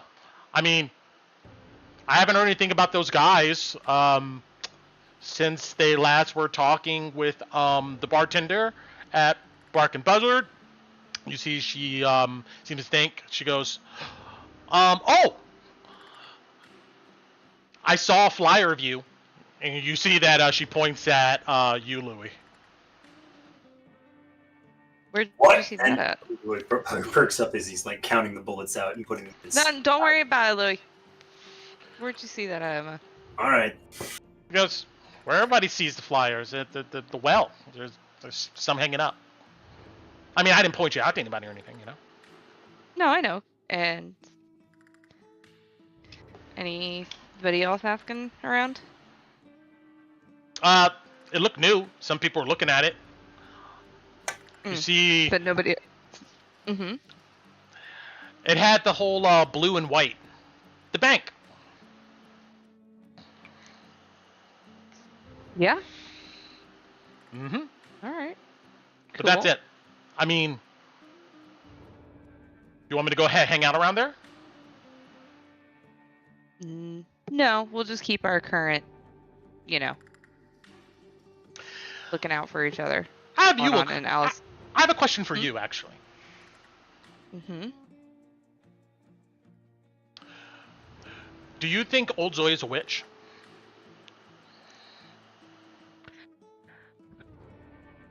I think it depends on how a person defines that word. It can be pretty negative. It can be pretty powerful. It can be pretty damning. She narrows eyes. She goes, what is a witch to you? You talking storybook or real life? She brightens her eyes. She goes, real life. You know a lot of witches? And Alice will kind of lean down and like help her lead and look over at Bati. I know one. I was thinking that, but I wasn't going to say anything. I mean, it's in the hat. You know? She has a crow that she has around too. And it says it's a pretty bird. I taught it that. You see she smiles at that. That's pretty cool. Yeah, see? Nothing bad or damning about it. Why are you asking? You looking to try to find out about the... Who's looking for witches? You see a look of worry comes over her face, and she goes, yesterday there was a guy and some other people. He looked pretty raggedy, and he was going around putting up the posters everywhere. I mean, they had like a bunch of them. Mm-hmm. Did you catch their name or anything? No, I didn't want to get close. He looked, I don't know, like he was on drugs or something. Human? She nods. You had other humans with him? Yeah. Alright. Yeah, stay away. If anything, if your gut tells you to stay away, you stay away. For sure. I don't know if Bati hears any of that or not. I mean, it's up to you, Bati. I'm away from Louis and Dad doing their business to talk to Emma, but I wouldn't be trying to keep any of this away from the party. So. Well, that little, so like the little ragged man and all that, it's like she'll interpose so that no one else can see, look left, right, and hold her hands apart and put up an image of the guy that was about to do the get on the soapbox the other day. Was this him? She looks at you and goes, yeah. You know, he still had the same clothes.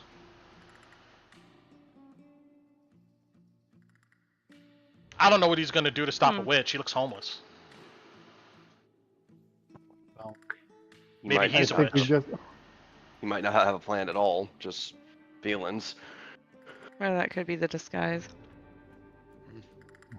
Why is that why you you know, asked about if old Zoya was a witch? I know people call her a witch, Mhm. but the only thing I've ever seen was people come and try to hurt her. I've never seen her go anywhere and try to do anything to anybody. I wish people would just leave her alone. I have to agree with that statement. That's a very good way to put it. That's why I said that word can mean a lot of different things to a lot of different people. But I know the church says all witches are bad. Mhm. Do you believe the church is right on everything? She doesn't respond to that. But she seems to think about it. She is young, but she is wise enough to know. Deprogramming her. One. Deprogramming. Alice will just kind of nod and leave that alone for now. And she'll be like, "All right, well, I don't always know when you're gonna be here," and she'll make sure Dad's real busy with Louie, and slip Emma 2 gold, one for prepayment for next week to keep our names out of her mouth to anybody else, and to continue getting information from her freely. She takes it and she gives you a smirk, and then she gives you a salute, and then she does fingers to her eyes, and then she goes, "I'm looking out," and then she runs out. Take some inspiration for going ahead and dealing with Emma here. I like that. I thought that was awesome. Keep that for whatever. Thanks. 30. Okay, Tobias, that should be all. That should be it. It's double the price, right? Just double checking for the bullets. Yeah. Of course. Any until you ever get that press. I got a lead. Do you? Ha! Mm-hmm. Not. All right. You see, he goes, if you get that, I know I'm going to be able to make it. Be nice to buy bullets at price again. Yep. All right. We'll see if we can't get that to you. Our schedule's free. We're doing business, Tobias. Yeah, he gives you a nod. He, goes ahead and he has all this stuff on a table, and he slides it over to you. And, you go ahead and pack up your items. Is anybody else doing anything here? Not at this time. Outside of the jump into the conversation with Emma, not really. Got much going on personally. Got it. All right. It could sit in the middle of the camp forever. I'm mad at God. Oh my gosh. Oh no. Koo, you went to bed. I hope the power comes back on right now. Scroll a little bit. Yeah. Up, and you'll see why. Oh! Yeah. Whoa! Yeah, no. There's not looking like much of a. It's gonna take him a couple hours to fix it. Well, the thing is, you can see the thing that's on there, and you look further down, you can see that it's draped onto the road. Yeah, the little transformer thing there. Yeah. Hey, okay. Well, it's unfortunate, but sometimes sometimes what happens. Okay. I mean,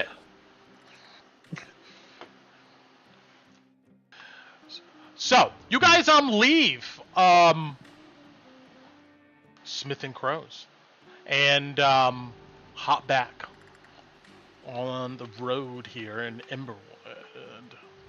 Let's go to move this over here.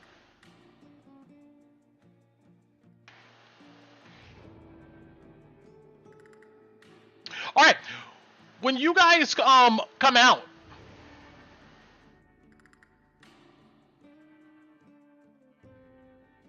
No, we're not talking to people. you're not talking to people? I don't know. Just trying to be funny. Will you come out? Nobody's saying a word. No solicitors. Looking at the ground. Yeah, sorry, not taking what you're buying. All right. What do I want to do here? You know what? You know what?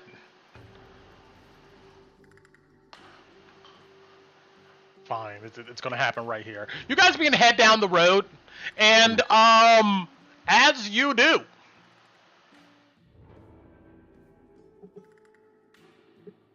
you guys can go ahead and roll me up some initiative. That's what you can do. Okay.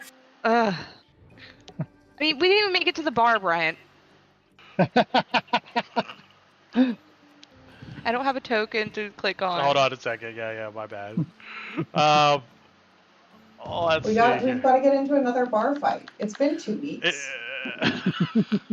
What are you getting to the bar? We've devolved to street fighting at this Now point. street fighting out in the street. Street Fighter Hey, 1. you guys don't. Oh no, not even. We're not even at 2. We're at 1. Oh no. All right, you guys are gonna have to zoom in close on this map here, okay? Wow. Yeah.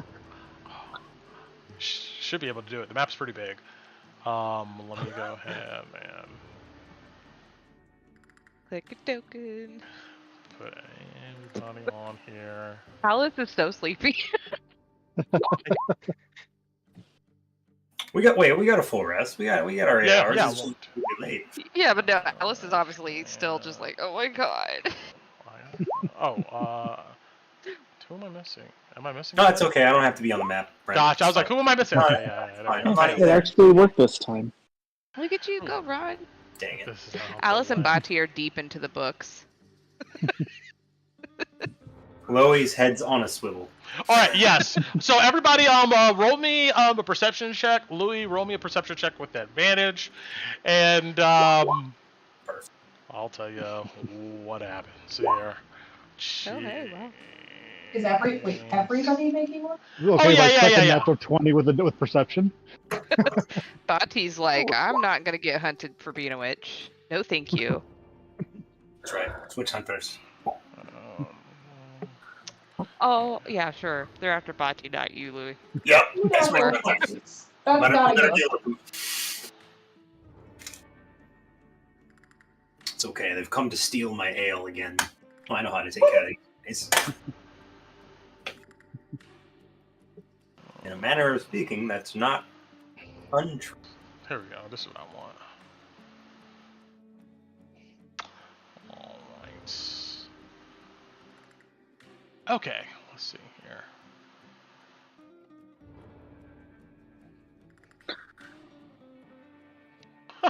Okay. I think it makes sense that Torrin's has the high initiative with his background. He's Yeah. always ready. Mm-hmm. Where the fight at? Here we go. Let's see. I was doing a perception, but Anyway, where's your initiative? it didn't work. Yo. Okay. Are you having fun reading stat blocks, Brent? Yeah. Just what came up. Yeah. Okay. But that works. Brent's like, we need to stall. Street fight. Here you go. I'm doing it for you, Koo. All right. It was gonna come regardless, but we'll just do it now. Give me something to roleplay when you get back. All right.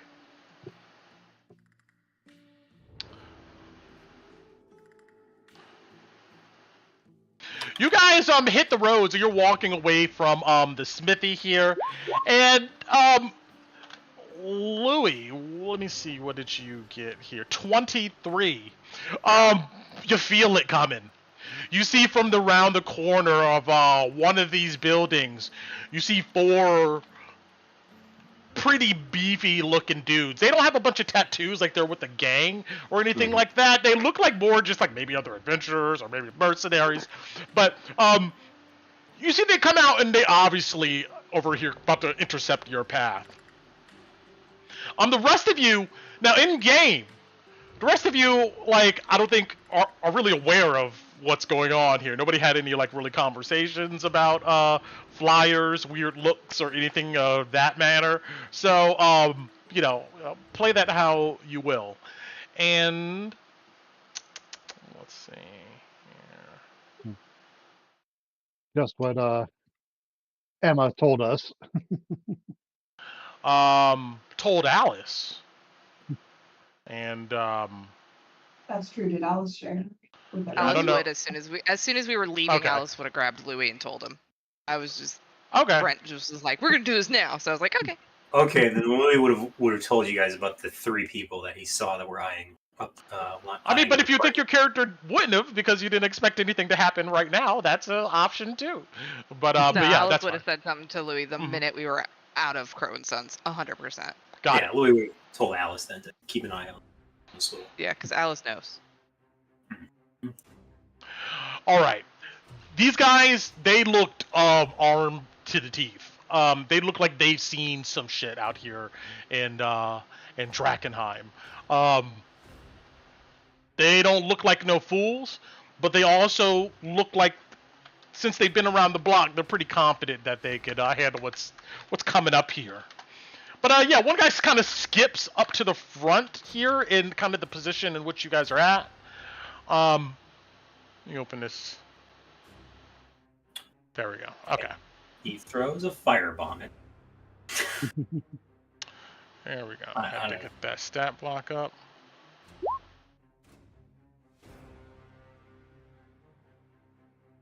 Three decks. Okay.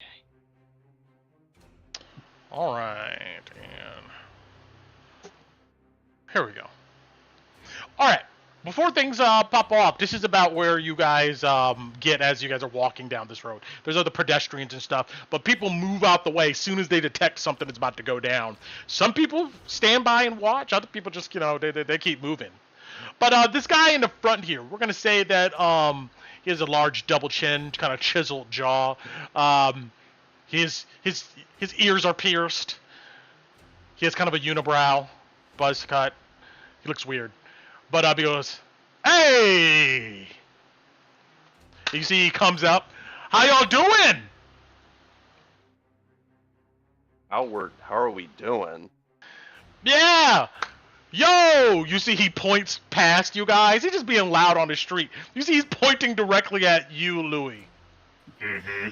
"Hey, man! Some people want to talk with you." I ain't talking to that fucking elf. "Look, I didn't make the order." You see he brings up a flyer and he holds it up. You see your face, Louis, on it. Can I make a sleight of hand check? A sleight of hand to... Oh, like take out the gun? Yep. Okay. Sure. Is Direct- that at least a good rendering? You see the wanted price is 500 gold pieces. How pretty cheap hefty. of them. It's quick under Louis' cloak. You see this guy with the double chin, he kind of strokes it. You see he kind of licks his thumb, and then he does his eyebrows. And he goes, "Look, y'all, we don't got any beef with y'all, man. We're just here trying to get some work done, you know? Just step out of the No. way."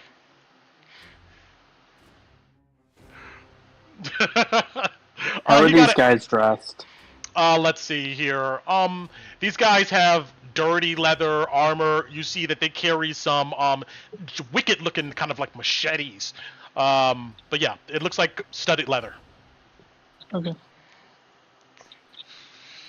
Are we already, are we allowed to move outside from the initiative? Yeah, we're technically not in a fight yet. He's just telling you guys you can leave if you want. Yeah, he's telling the rest of us that we can abandon Louis to them, should we choose. Of course. Not because of any care, because it's easier for them if we leave. Because that's exactly what the hero would do, right? Just go, sure. Let's you got him. I'm just joking. Can To be fair, it's also very much like the villains to ask that regardless. Yes. So. Of course. There's a song and dance to this. But anyway, you well, anybody who has a I guess a passive perception higher than An 8. an 8. You hear a click, and so does this guy who has the flyer, and he looks down at you. You see his eyes narrow at your side, and then he goes, "He's got a piece!" And then that's when the fight breaks out. You see they all begin to like take out their weapons and run up on you guys. So Tord, what are you doing? I would say let's just take a looks. That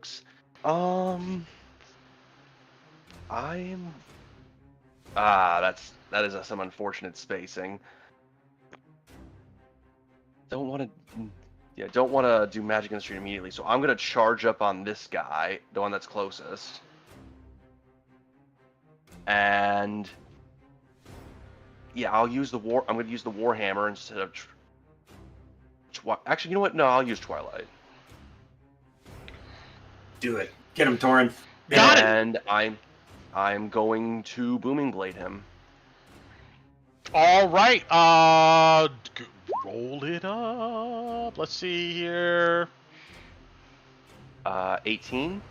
Oh yeah, 18. Well, hold on a second. Yeah, 18 hits this guy. 11 points of damage. And you know what? For the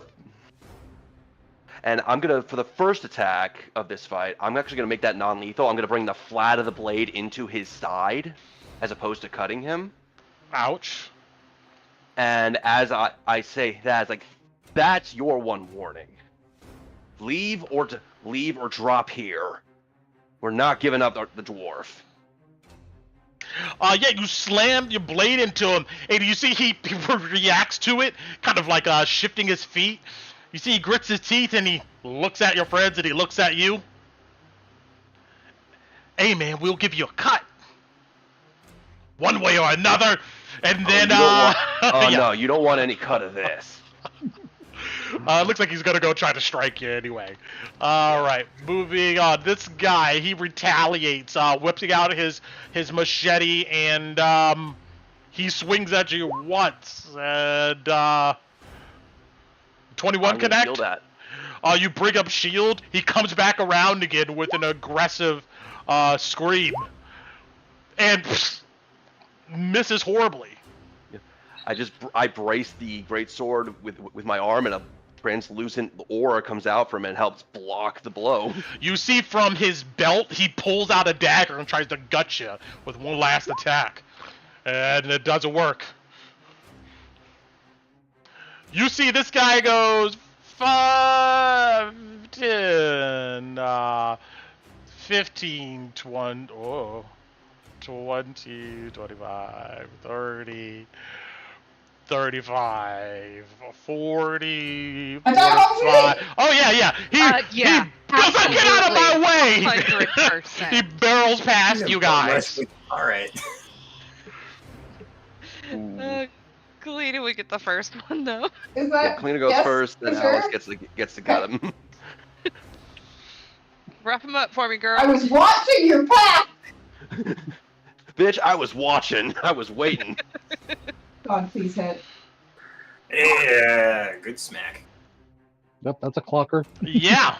Roll damage as you like clothesline him, like beating him in his chest. 9 bludgeon. Bam! You hit him. Then Yeah. Alice gets a turn. True. Oh yeah. Yep, that else goes. 19. Oh yeah.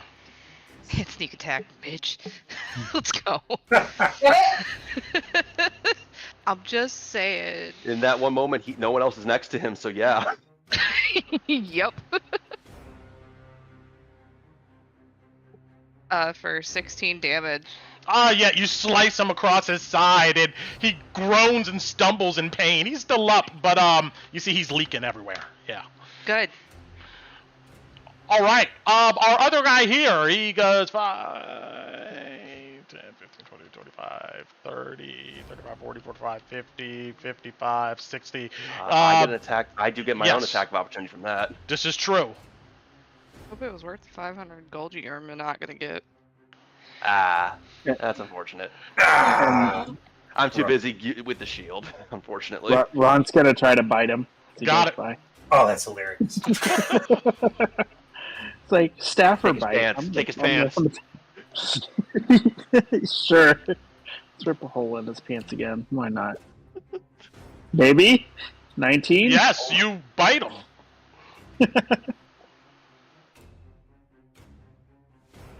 Yeah, not much. You get his heel, like nipping part of his guy's boot off, and he hops. All right, yeah, that guy runs up, and this guy goes 5, 10, 15. He runs up, and you see he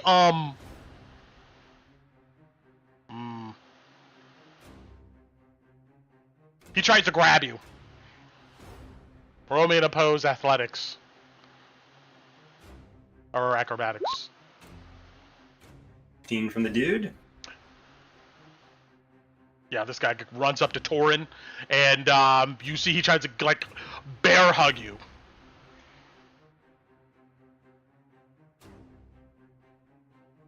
And, uh-oh, we may have lost Torin. Or you may be muted. Okay. I mean, Oh. I am right here, but if it's is it an opposed at 15 or an attack? I can't remember. It's opposed. Opposed athletics or acrobatics on your side. And this guy got a 15. Well, no. Yeah. He finds the sword in his way, and he doesn't really want to go and try to grapple that. Yeah, you stiff arm him, and he stops in his tracks. Ron, what are you doing? Alrighty, so the guy that's in front of Torin, the one that attacked him, how bad does he look? He looks a little bruised. He's not bloodied. Okay.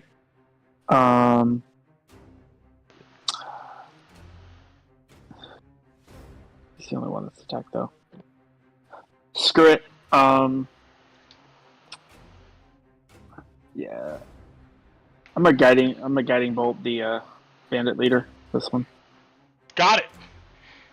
So the one that's Dex already save. taken damage. Is that a No, save? it's Okay. spell attack. Got it. Blast him. So 23 anyway, hit. I started blasting. Yeah, 23 Yeah. hits.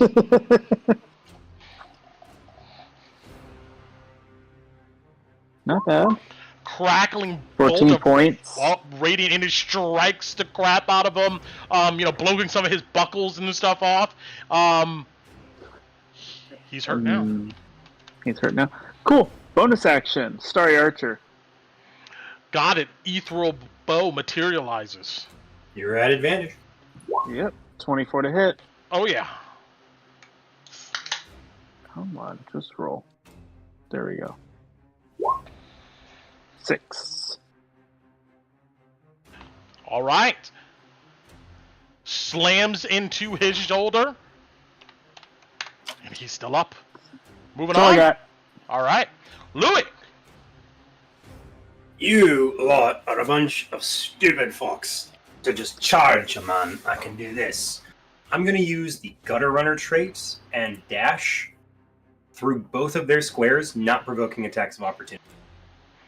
You just roll around them like a football player, like rolling through the tackle. Move yourself.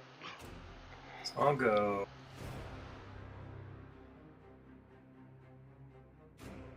here. So I run through their squares and dash around them behind the party.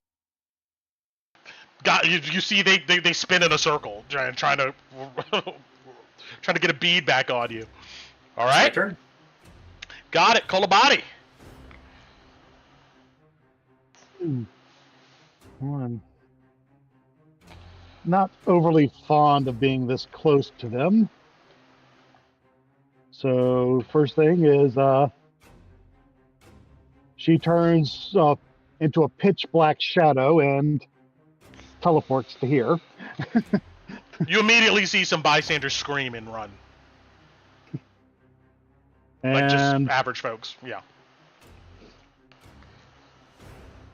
and I just give out a cackle, and I want all 4 of them to give me charisma saves as I bane them. Oh, charisma saves. All right. Yeah. 1, 2, 3, and a 4. They all fail. Okay, they all have minus 1d4 on attacks and saves. All right. Yeah, please, you got to keep up with that one for me. So, Okay. yeah, just call it out. Um, you see that they almost look like they have a brain fog for a second. They stumble, but they kind of trying to shake it off. Anything else, Kolobody? That's bonus action and action. And I'll move down here. Got it, Alice. Well, all right. I'm gonna go 30 feet here since hopefully this one that kind of dancing with Torin try to get some jabs in him. Got it. He's doing that. Yeah, I'm gonna try. I'm gonna doop. So first one, I don't know if 13's gonna hit. Well, hold on. Which one's the guiding bolted one? Well, Ron already used that first. Sorry. Oh, that's Parker. right. Yeah. Yeah. So does 13 hit, Brent? I doubt it, 13, he but- blocks it with his sword. Cool, and then I'll try to come with my offhand. I'll try. 18. 19 connects. Beautiful. Yeah, and I'll just like go for it. I'm gonna use my piercer feat to reroll one of those 6s. So be 8 total damage. Stab into him. He looks surprised at your quickness, but he recovers. He eats that 8, though. I'm sorry, 6. Yeah, No, it is 8. Oh, 8. It my is bad. 8. Okay. You Mhm. piercer. Yeah, piercer feat. And I'll also be like, you still have a chance to run. That's You it. see he's sweating just looking at y'all, but he's still standing there. Kalina.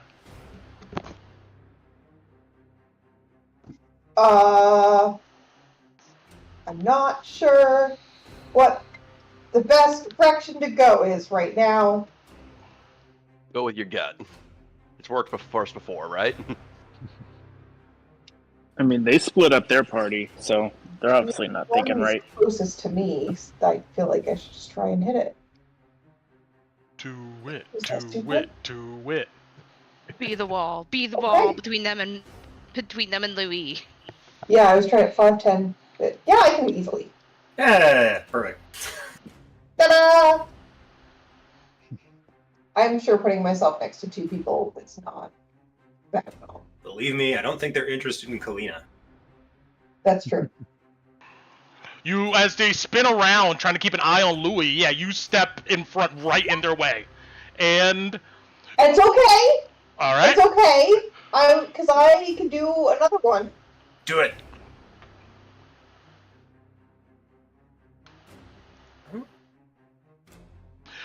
You bang down once, he blocks it. The second one, he kind of steps to the side. But he looks surprised Which at is- your speed. Still okay, because I'm still between him and Louis, so it was worth it. It'll be a hot second. Hope. Yeah, next to the, just to be clear, you do see, Tobias over here, and, they're just watching. You see they're like, ooh, you know, they're just, you know, like, get him! But they're not participating. Yeah, these guys, that you spun around, they look at each other.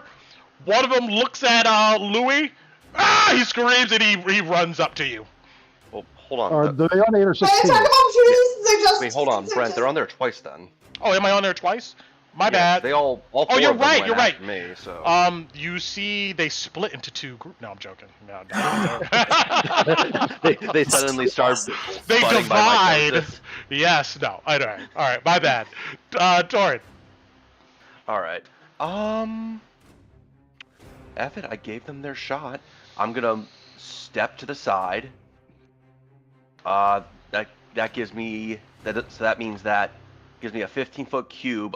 Is there anybody behind them around here? No. You see, most people have backed up. If you look in that direction, people immediately move out the way. They Cool. like. Yeah. Then I am going at second level. Cast Thunder Wave. They need to give me DC 14. Both of these two need to give me DC 14 Constitution saves. All right. As I swing my sword and a low thrumming bass sound just comes out at them. And then they both have to subtract a D4 to that roll, which isn't going to affect the first one, but might affect the second one. Well, just minus one. Just minus one, and the second one fails. Yeah. Yeah. So the second one fails. I'm saying that's the one that's directly in front of you. The guy to the left of him, minus D4. He'll still succeed. Yep. And the one who fails is also pushed 10 feet away. Yeah, he raises his blade like he's about to hit you, and you just, push out your hand, and you see his body like almost folds like a book as he's blown backwards. So 10 that one will feet? take Yep. That one takes 13, the other one takes 6. Yeah, he lands with a thud. Is he prone, I guess? Yeah, he just rolls on the ground. The other guy takes 6. You see he raises his hand, and the force just kind of hits him. I will say it doesn't say he goes prone, it just says he's pushed 10 feet away. Okay. You know what? I'll give it to you. He falls on the ground prone. Okay. And that will be my spell. That will be my turn. All right.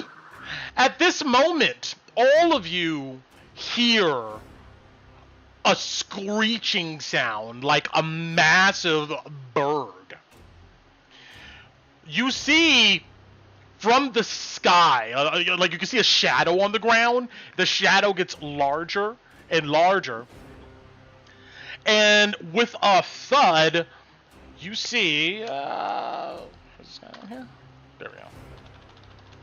Land 2 massive griffins. On their backs, plated warriors. I'll put that guy here. And he's also 15 feet tall. And there we go. You know, these were the guys that always came with Ophelia Reed. And this lady.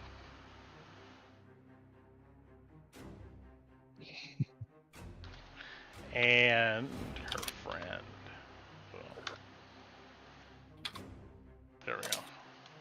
Just forget this guy's name. There we go. And this guy.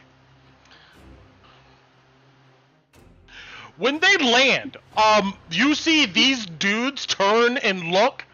Their eyes go wide, and you guys get a reaction, but they try to bolt. They use this guy who's smart. He deps. Thorn's not gonna take the attack option. He's gonna let them run away like little babies. No, Alice is gonna try to she's gonna non-lethal since the church wants to come metal in every little damn thing, and try to bop him on the back of the skull, see if she can knock him out at least. Go for it. So yeah, she's gonna try. I don't know if anything's gonna happen, but she's gonna try. Oh yeah. And I get to re-roll one of those d6s. So 12 total damage. I'm gonna give it to you. You bop this guy in the back of the head. He stumbles and falls on the ground face first. Perfect. If you guys don't do, these guys run. They book it.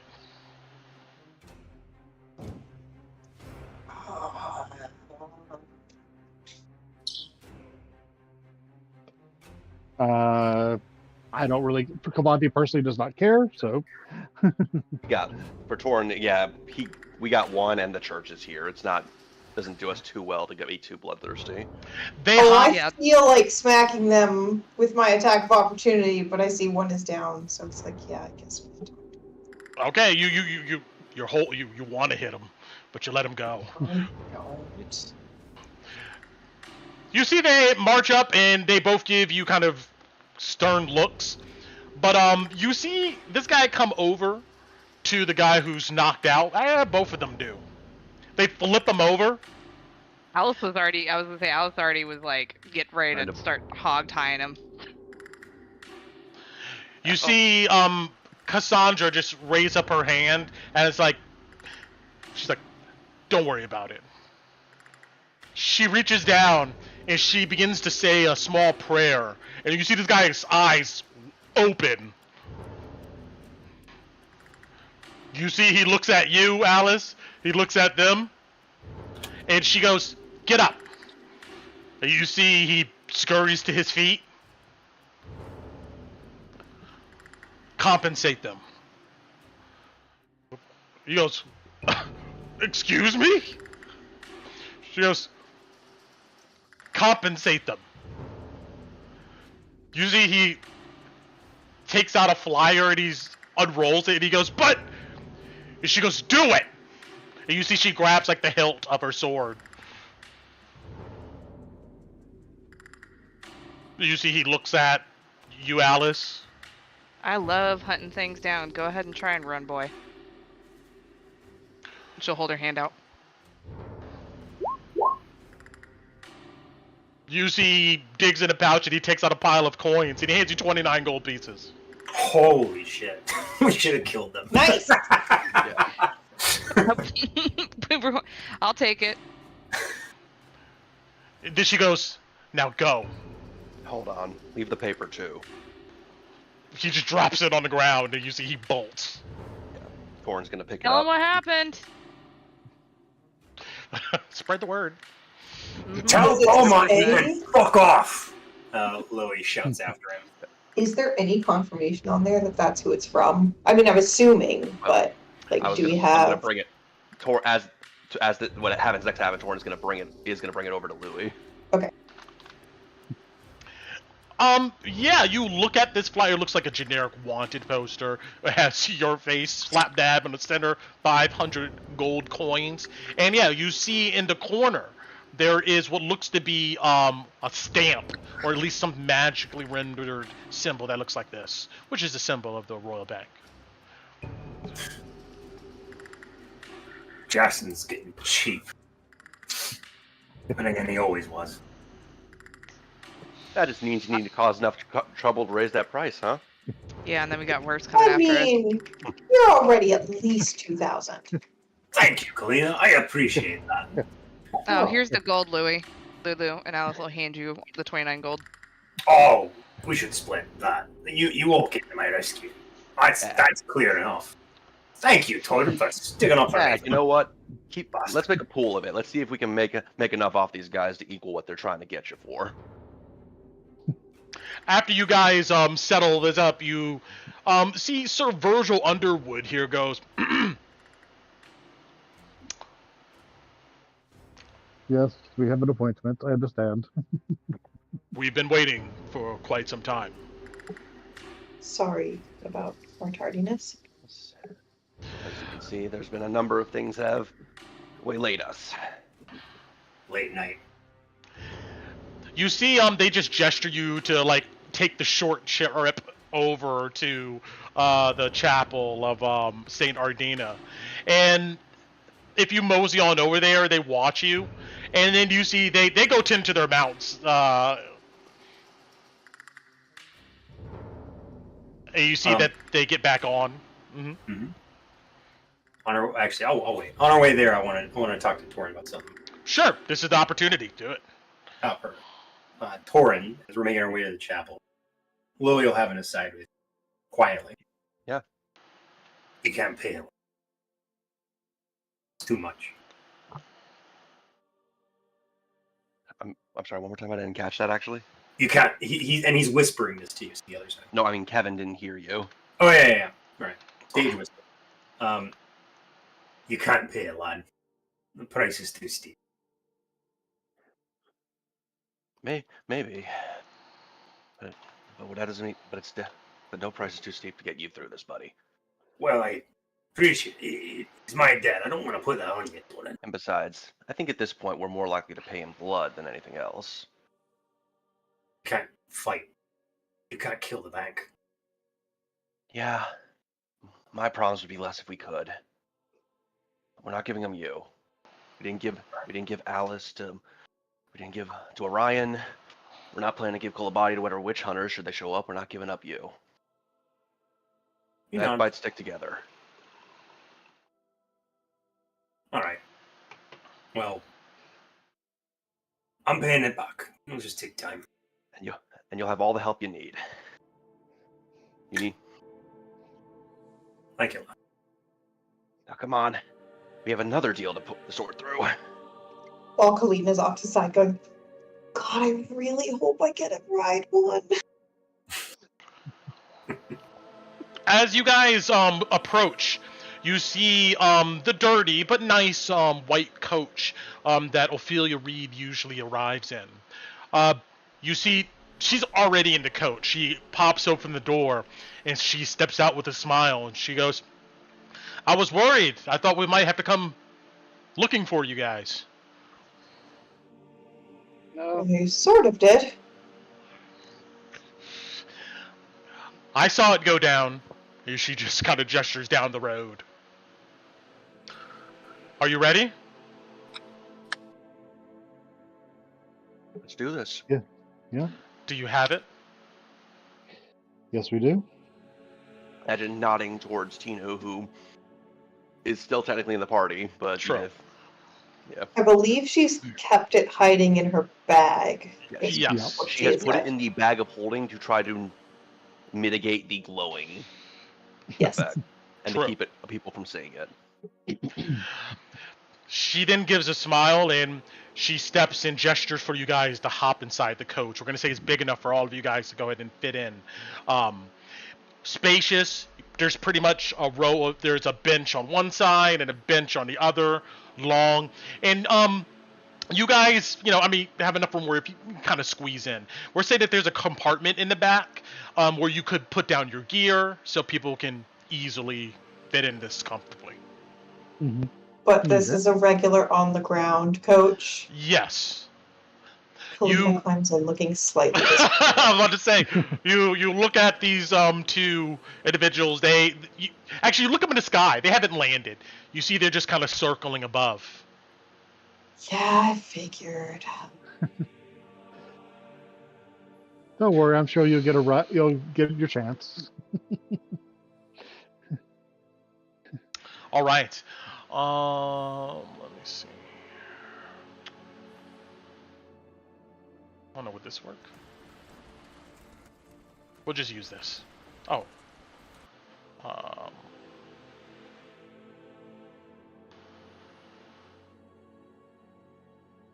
I won't use this. I'll just use what I used before. Anyway, the wagon pulls off, and you find that on the larger map, Camp Dawn is going in the southwest part of the map. So you guys kind of double back and go southwest onto a road, and you leave Emberwood here behind.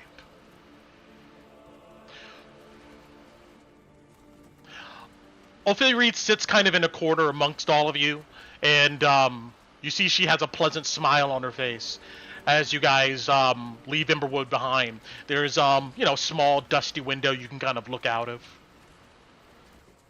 How's Hannah doing? She's doing as best as she can. I've been trying to get her to join the Knights of the Silver Order for quite some time now, but she loves her work here at St. Ardina and decides this is where she wants to stay. But you see she seems to think about something. Maybe that'll change. Well, she does good work. Good folk. Hope she made good use of what I gave her. She will. We all will. We try to be as efficient as possible. You see, the gold that you contribute to St. Ardina, all of that comes together to fund the resources needed to keep the place running. Food, medicine, potions, and the alike. I wish I had gold to give you, but mine's already marked for another person. I understand. But the church does make up the difference. It's a large operation to keep all of us out here working. When you get to Camp Dawn, you'll see. It's a lot more comfortable there than Emberwood. I'll go ahead and tell you that much. Do you borrow from the bank? Just out of curiosity. She honestly seems surprised by that question. She goes, well, she thinks, but then she smiles. And, hold on 1 second, guys. I got an order I got to pick up at my front door. So I'll be right back. Go ahead. All right. Yeah, take a breather. Let's take just take like 5-10 minutes. We'll come back. Okay, good. Yeah. Ari went to. So. I know on that little flyer, if Kolobani got a comment, she would have looked at it and says, "I lose more than that. I'm ready to catch the boat." Oh, about Your bounty. You can ask Chloe about it. But we should do it in character. Oh wait, actually, is that Kolobani asking Chloe? No, that's what Kolobani would have said. She said she looked at that mountain and says, "I lose more than that running to catch the boat."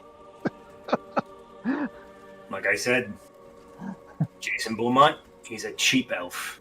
Hate the man. Elf, whatever. You know what I mean, Kolobani. Don't like him. He's a slaver, in my opinion. We already talked about it with Tinu and Debtor's Prison, all that jazz. Mm-hmm. Actually, wait.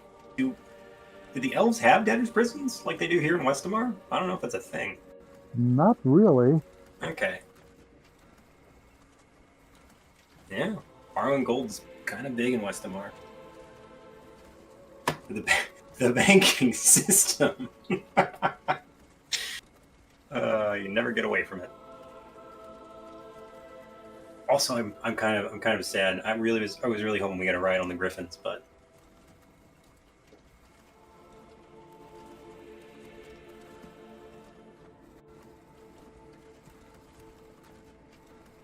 all right, be right back. 1 second.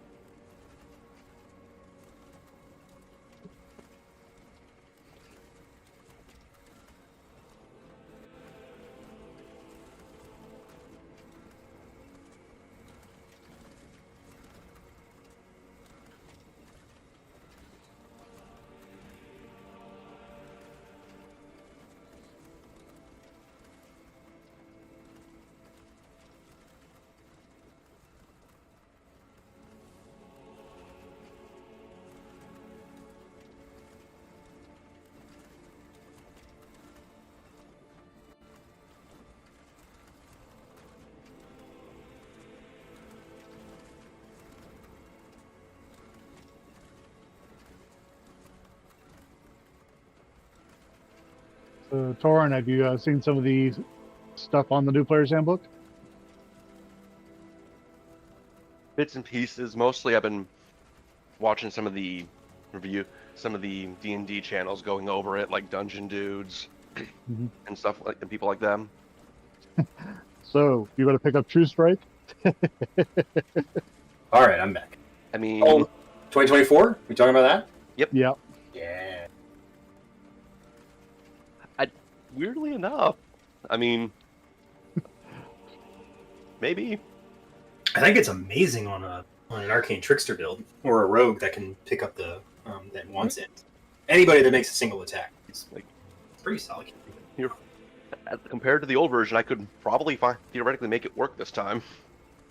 Like, holy cow! You could use cantrips with ranged weapons. It's weird to think about. Time to pseudo build the arcane, an arcane archer. Oh, as a battle master? Oh, I like that's so. Well, that could work. Yeah, and it's also an option for a melee option for Kulabati if she ever wants to use it on her with her cane.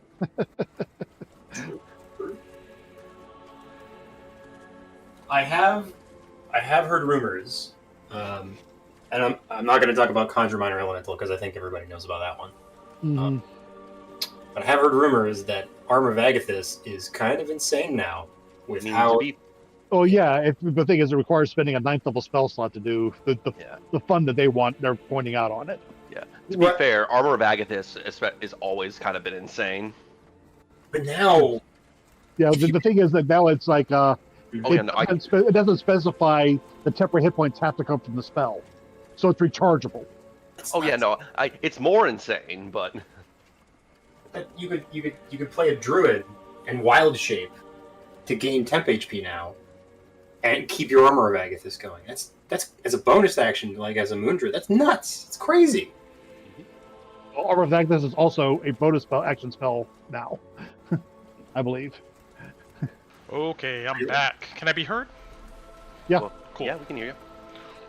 Coming in good. All right. I mean, we wait a second if everybody's not back. The only one still muted is Ron. Yeah. Yay! All right. So, just real quick to make sure we're all here. Everybody say hi. Ellis? Hi. If you're not here, say hi. Kaylee? We'll wait for Kaylee for a second. We'll wait. Okay. And that'll give me a chance to do something real quick. Yeah, I think some of the 2024 stuff I like. Some of it, I don't know. I don't know how to feel about grappling saving throws or hide checks being DC 15. It doesn't make any sense. Like, there's no passive anything in 2024. It's weird. Interesting. I haven't read really any of the new material. I'm interested to see what's going on with it. It just it feels like daunting. It's like, oh, I got more. I mean, the changes sound really extensive, Mm-hmm. It's 5.5. You just hack what you want out of it. And, you can be leave the rest fair. of it. Yeah, this is not a. I would not call this a quote unquote new version, but it is a 5.5 that's coming about 8 to 10 years after a lot of the stuff they were doing. So there's a lot of adjustments. We're gonna see. Yeah. All right. Considering 3.5 was only 3 years after 3, so. Yeah, like that's the other thing. Yeah. The church is here, catching up in the chat here. That's hilarious. I mean, that was a good movie. Yeah. Obviously, being a D&D fan, but still, it was like, yeah. Even objectively, I thought it was a good popcorn film. Oh yeah, it's great fun. I liked the fact everyone was like, well, Owlbear isn't. I get it, but also that's the type of thing people do in home games all the time. It's like hey, DM, Yeah. Everybody, the iconic one, right? The classic "Speak with Dead" scene. That was beautiful. That was amazing. Classic, It really was. Perfect. Like, it really had the whole kind of angle of here's some crazy things the players try. here's some named characters from the setting that we're gonna put in, and then Yeah. here's just a fun adventure with a beginning, middle, and end. Yeah, and Call of Bobby's about to unlock a lot of uses of Speak with Dead, so I was It quite didn't- impressed. Like to me, it seemed like they understood it. Like this is just a fun fantasy adventure. They weren't trying to make something like again, Yeah. like the stake. Like a lot of D&D, the stakes end up becoming huge. But even then, it's not like it doesn't become. Oh, here is the most important fantasy thing of all time. Yeah, it knows what That's fun. the movie was self-aware. It knows what it's Yeah. about, you know, and it didn't try Had fun with to itself, it which didn't is try probably to the best turn thing it you into something it wasn't, you know. It had fun with itself, which is probably the best thing you can do for what actually represents D&D. Exactly. Okay. So, yeah, to finish up the our about last hour, are we still good to go to about 12 or I'm good. I'm good. Yeah. All right. Okay. All right. I think I've stalled with as much as I could. So maybe Tidu, next time can go ahead and Yeah. participate. Maybe have some things to say and do. But It looks like it's not coming back. So Yeah. oh yeah. No. But hopefully, I mean, with that damage, yeah, that's gonna be like an all-night thing. Yeah. Yeah. Like I don't know if we mentioned because it's technically streaming to anyone listening, if it's not been mentioned, there's been a kind of a big storm in the area, and unfortunately, power line literally just gone. Big tree knocked it. The cables are on the floor from a big tree. Doesn't look like crews are gonna get out there for bits. Unfortunately, bad luck for Ku. Yeah, massive Yeah, tree. the tree rolled Well, you know what though? The tree rolled a crit. The person who lives in that, there's a picture we're looking at here, and the tree has fallen onto the road. If it went the other way, it could have hit Oh, that yeah. house, and Oh, yeah. somebody. Oh, Yeah, no, there's You know. like silver lining. It stinks it fell on the power lines, but compared to where the other places could have fallen, that is probably the least damage it could have done. yeah. But okay. You guys are in the cart heading towards Camp Dawn, apparently. Yeah, Emberwood has disappeared behind you, and you look out the windows, and you, of course, see the Westamar landscape, right? Full of, spruces, pines. The grass is definitely more dead and withered than depicted in this image and stuff here, but this is generally the landscape, rolling huge hills and mountains, and you can see the stuff in the distance. But you can also see the trash and debris left behind by probably the Knights of the Silver Order, other adventurers, groups coming through, abandoned carts, ruined tents, scorched earth. A lot of activity has been going on in this area, kind of tinting, I guess, the beauty of the landscape. So you guys were pretty late coming in. I mean, I'm glad Hannah told us, but was there anything wrong? We had to make a payment. yeah,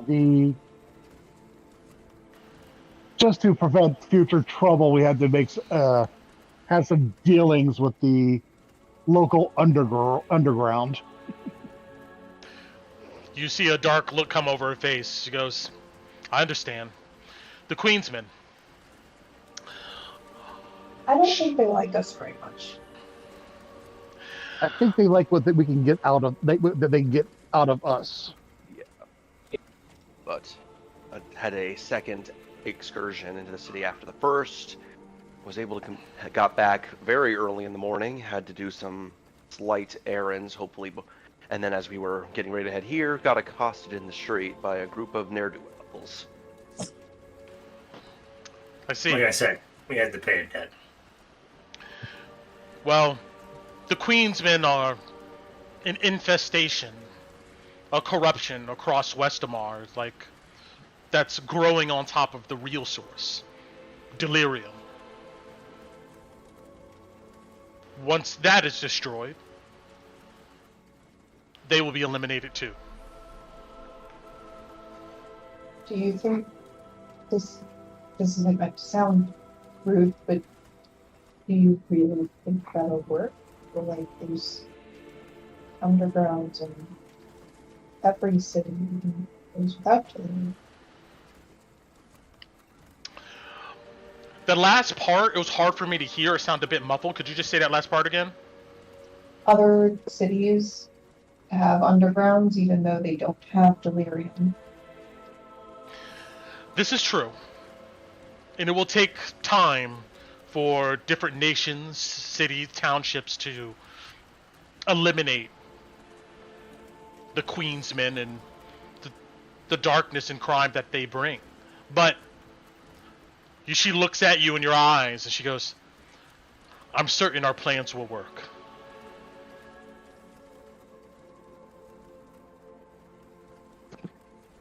What's the plan?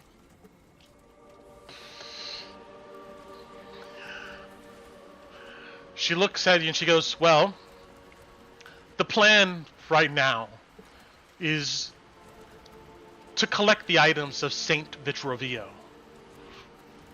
These are, as you know, you're carrying one, powerful artifacts that we just can't let sit inside of the city.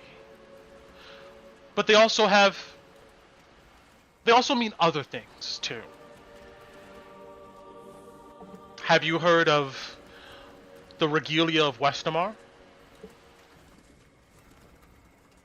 Has Alice heard of the regalia of Westamar?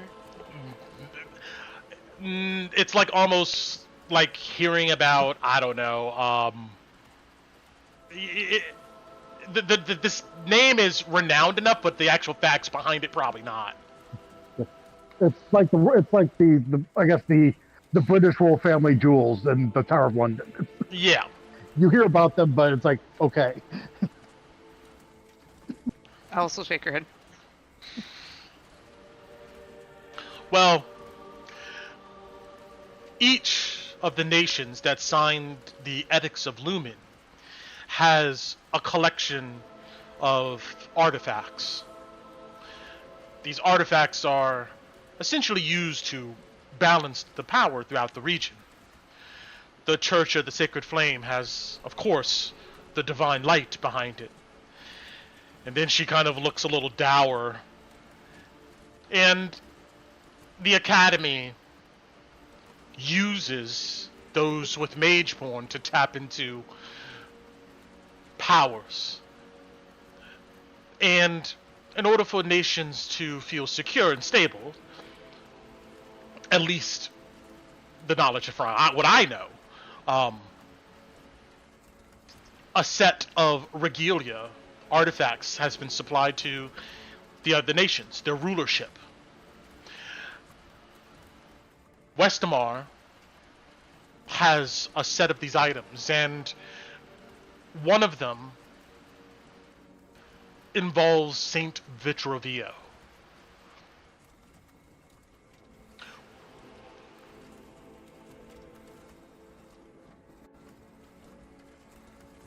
There are others, like the Crown of Westamar, for instance. I know you've probably heard of that.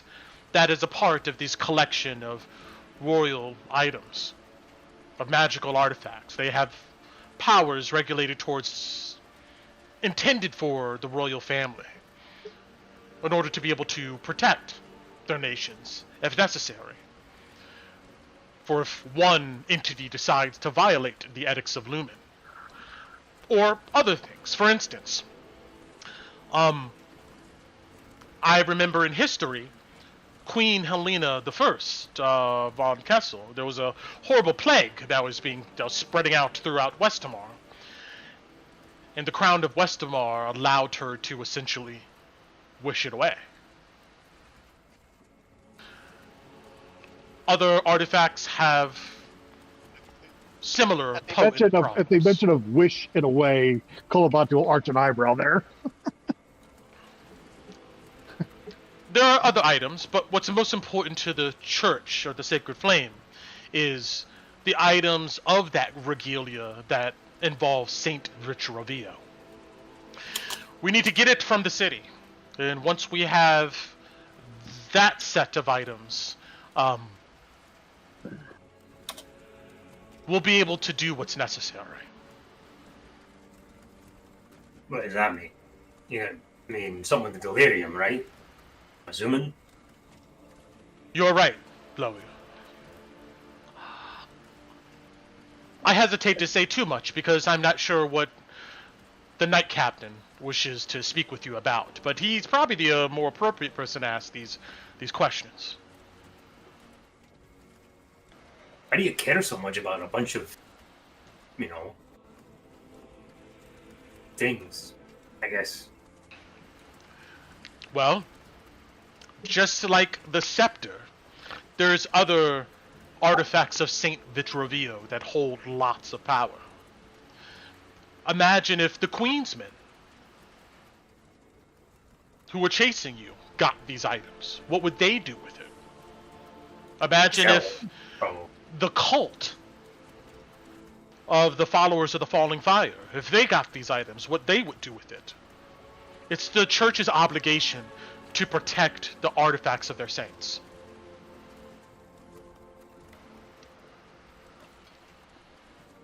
Louis shrugged. No, makes sense. Sure. Protecting is important, but what about using? They're not going to do much good in a case somewhere. She looks at you and she goes, true. But this is just one item of several. And once we have them all, we think we will be able to deal with the problem of delirium spreading throughout Westamar and other places. But we need them all. And you retrieving the scepter is just the first step in that.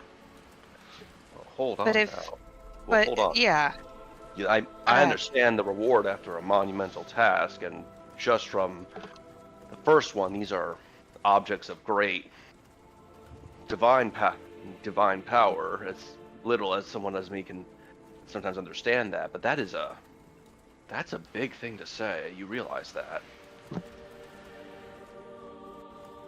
What? That this is just the first step? I'm not sure I understand. That collecting everything solves all of this. I mean, we've been in the city. Oh. Are you? The powers of Saint Vitrovio and Argonoth, his mount, was able to repel an entire dragon invasion. We've seen dark times before, and I'm certain that these items and other strategies of the Knights of the Silver Order will get rid of this scourge.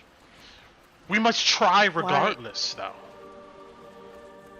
I mean, you said other places have these regalia. There's got to be Yes. other artifacts from other saints in other areas that haven't been destroyed by a meteor like Drakkenheim. Why can't that probably have easier access to their things? Why can't the far reaches of the church gather those and use them instead of scrounging just for Saint Vitrovio's? Well, because these other artifacts you assume that are out there that are as powerful aren't. Saint Vitrovio repelled an entire dragon invasion, channeling the power of the divine light. There are other tools and things out there, but for this problem, the problem you've seen in Drakkenheim, we need the most potent sources of power we can find. And Saint Vitrovio's artifacts are that thing. So this is me out of character, making sure I understand. So there might be other saint artifacts, but we're talking about the artifacts of quote unquote the saint of their religion. That's what No. she seems to be trying to communicate. That that at least from her perspective, she believes that these artifacts are like more powerful than probably anything that else they can find. Yeah, like this is a person who is. We're talking like most of them would be like maybe Saint Peter or Joan of Arc or Saint Martha, but we're talking about Jesus mixed with Saint Michael, like the person. Okay. I didn't know Saint Vitruvio was so important. I always thought Saint Tana was like a big thing for a lot. Oh well, Of course. I mean, Saint Tarna is why, frankly, we are all here today, but I can understand that some of you may not believe that right now, but she is very important. Her words, her deeds, they guide us in this moment, and in moments where there was other troubles across the realm. They guided Saint Vitrovio himself. She is, of course, important.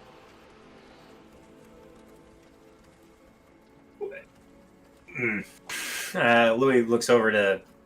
I think we actually didn't we tell Hannah about the scepter and about the fact that Tinu can talk to it? Yeah, you told her about that. Yeah, we did. We mentioned that Told Ophelia. Tinu. Yeah, we told Ophelia actually. Not. I think we Oh, no, mentioned you're that we had right. it to Hannah, but we talked to Ophelia because we weren't going to the camp yet. That not only did Tinu attune to it, she heard a voice from the scepter itself. Yeah. So, Yeah. you know, if that's the case, if you need guidance or whatever, Tinu can talk to, I think, your Vitruvio saint or whatever. That is something that we are very curious about, for sure. You see, she looks at you, Kalina. Where exactly did you guys study again? She's really asking you, Kalina. If Tina was there, she asked her too. It would be great if Kaylee in the real world had her notes up on the other tab. Kalina will tell At- you as soon as Kalina pulls up Yeah. her notes and remembers. Hold on, I think it was your background episode. We were, I know that feeling. Look for the gate. yeah, Michael's Gate. it was, I know where Michael's it's up. Gate, yeah. I know where it is on the map. Point. No, don't tell me. I got it. You don't need. Yeah, Michael's Gate. There we go. Yeah. Thank you. Woo, yay! Go Kalina. She nods when you tell her, and she goes, "Interesting. Michael's Gate is probably the best institution of the Church of the Sacred Flame. And I don't doubt Tinu's focus on the divine light and being able to hear the echoes of Saint Vitrovio. I mean, this is something that we'll look into.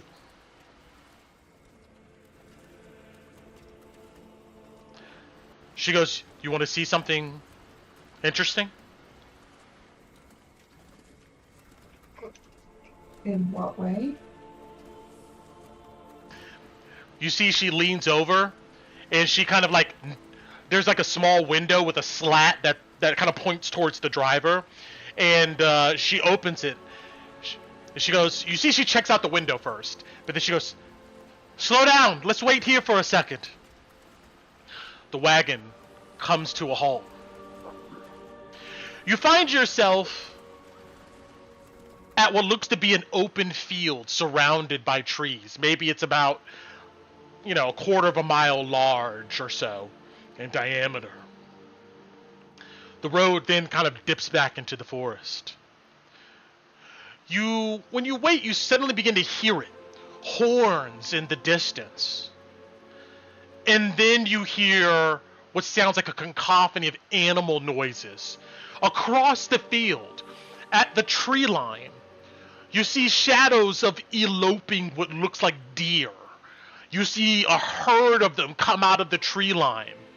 And with them, you see what looks to be knights of the Silver Order on horseback. They're blowing horns, and it looks like they're herding this deer across the field. What? You then hear a screeching sound echo out, and you see the boughs of the treetops shake, and then you see the wingspan of griffins come out of the trees. You see these nice blow horns, and the griffins swoop down towards the herd, and massive claws grab one and take it away.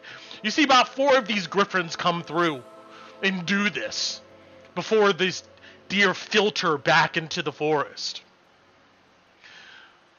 Ophelia looks at you guys and goes, it's lunchtime. That's I didn't know you could hurt deer. Oh.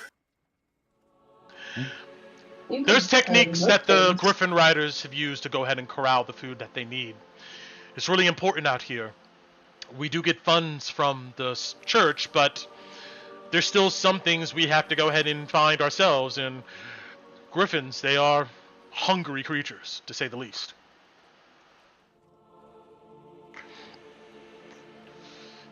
She knocks, and the wagon continues on. After about another hour, it takes you guys about 2 hours to get here. You see that the wagon, the road kind of winds along the side of this large structure. And let's go to it. Let's put you guys down. And I will put you on the map in 1 second here.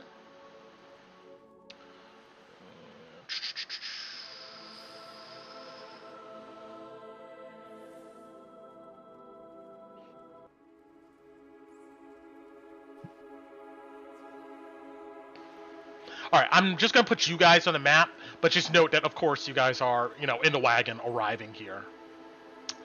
Let's see. Where's everybody's stuff? Here we go. Characters.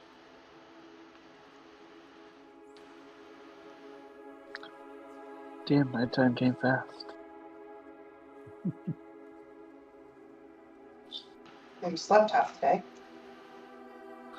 Oh shit. Bam. All right. 1, 2, 3, 4, 5, 6. And I always am missing one person. Torin. There he goes. Okay. All right. Can everybody see this map? Give me a second to scroll out from it. All right. Yeah. I see where I am, and yes. Excellent. So, even though you guys are in the carriage, I'm just putting the tokens on here for now. But, you guys see the following.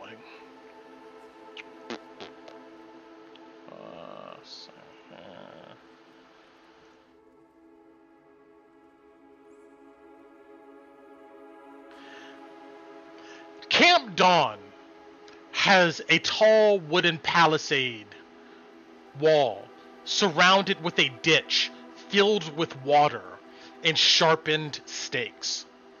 At each corner is anchored a defended guard tower.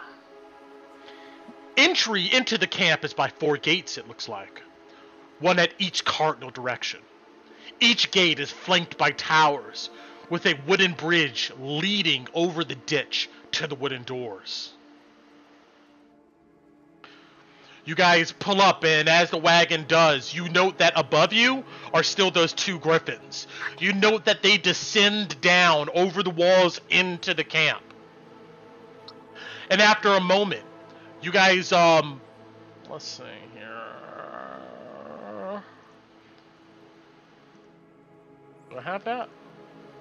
Sure.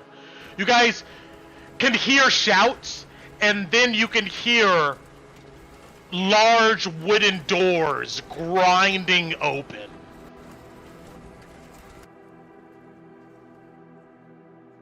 It's hard to see looking out these small windows, but as you guys are led into the camp, I'm just going to move everybody in, you can see this place is bustling with activity.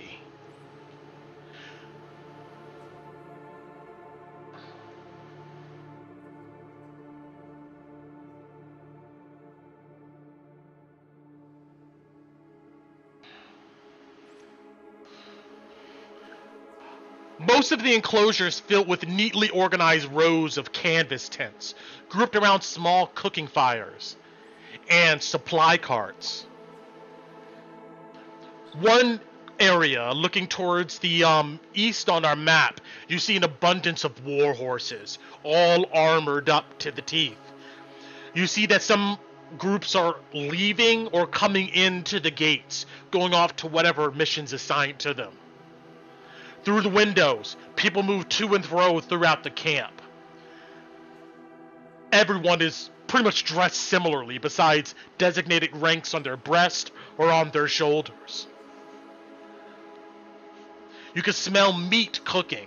You can hear the cawing of these griffins and whatnot. The wagon pulls over to the side of this camp. And Ophelia opens the door for all of you to get out.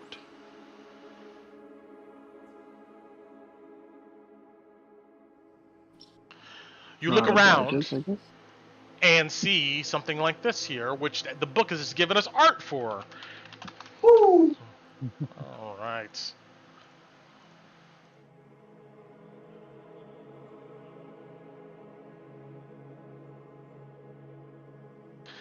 This is essentially what you see. Sharpened wooden palisades, tents in all direction, the clank of metal, the neighing of horses, the sound of wagons coming in and out, horns blaring. This place is activity, and compared to everything you've seen so far, this place is well stocked. Like- there is like everything that the Knights of the Silver Order needs here. This is their forwarding camp, but this is where most of their supplies is probably going. Exactly. You look off into the distance, and down the main thoroughfare here between these tents, like in the image depicted, you see a massive burning pyre. You almost think you can feel the heat from where you're at. And additionally, this fire gives off this radiant, supernatural glow, like a miniature sun here, even in the daytime. You see soldiers sitting around the fire. Some of them are kneeling on what looks to be kind of flagstones they placed around it, praying.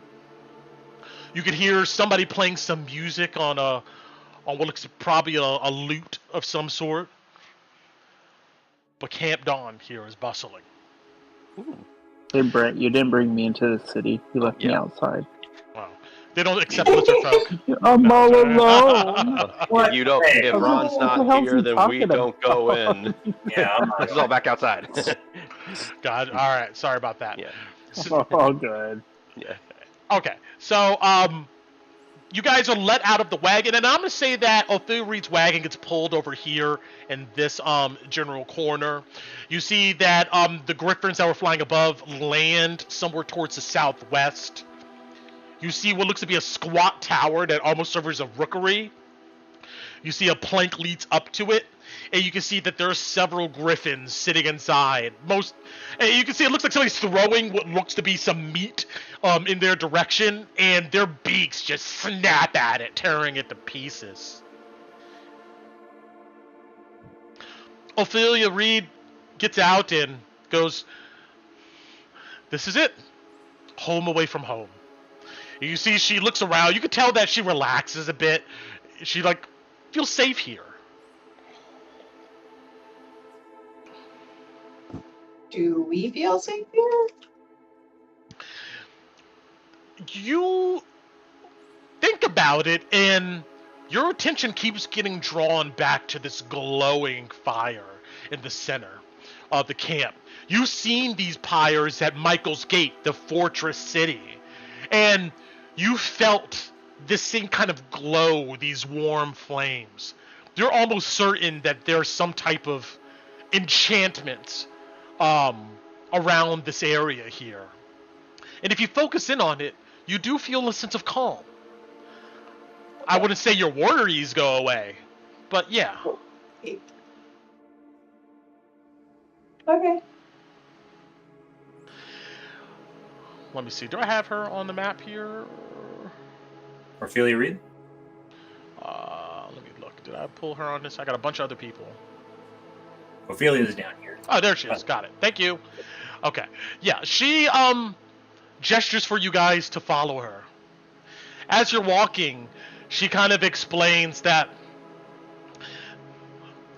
the church weekly brings up supplies, fresh water, food, munitions, armor. healing. And they cycle out and go back to Illyria. And then more soldiers come through. Knights, excuse me. Everybody who's here, she kind of turns and kind of talks while she walks backwards. Everybody who's here wants to be here. Everybody who's here knows the stakes. Many knights from Michael's Gate, looking to make an impact on this world, are here, close to the epicenter of the darkness that's spreading. Our morale is good, but we still know that there's lots of work ahead.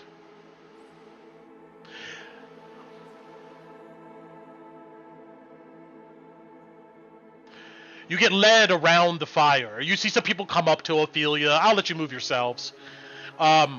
She's over here. People come up and talk with her. You know, she makes small side conversations.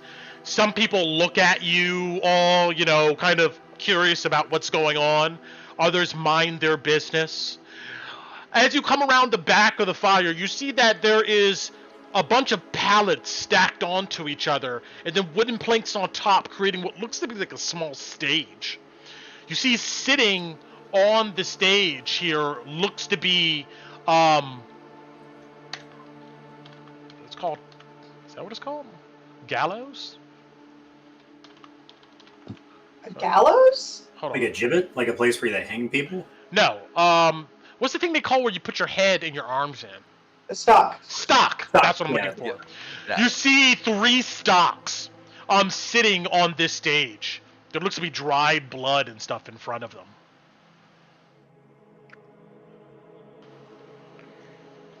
Blood? Not like Yeah. rotten fruit? No, Yeah. no, that's not what those are there for. Just checking. Well, Probably good that. I mean, yeah, that's probably good that you are.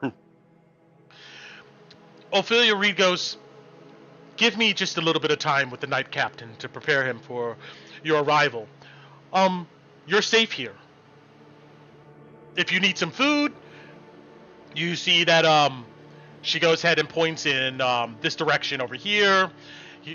Not everything's depicted on this map, but she says there's some tables and stuff over there where you can go ahead and get your fill. Everyone will be considerate of you here. Because soon, everyone's gonna know why you're here.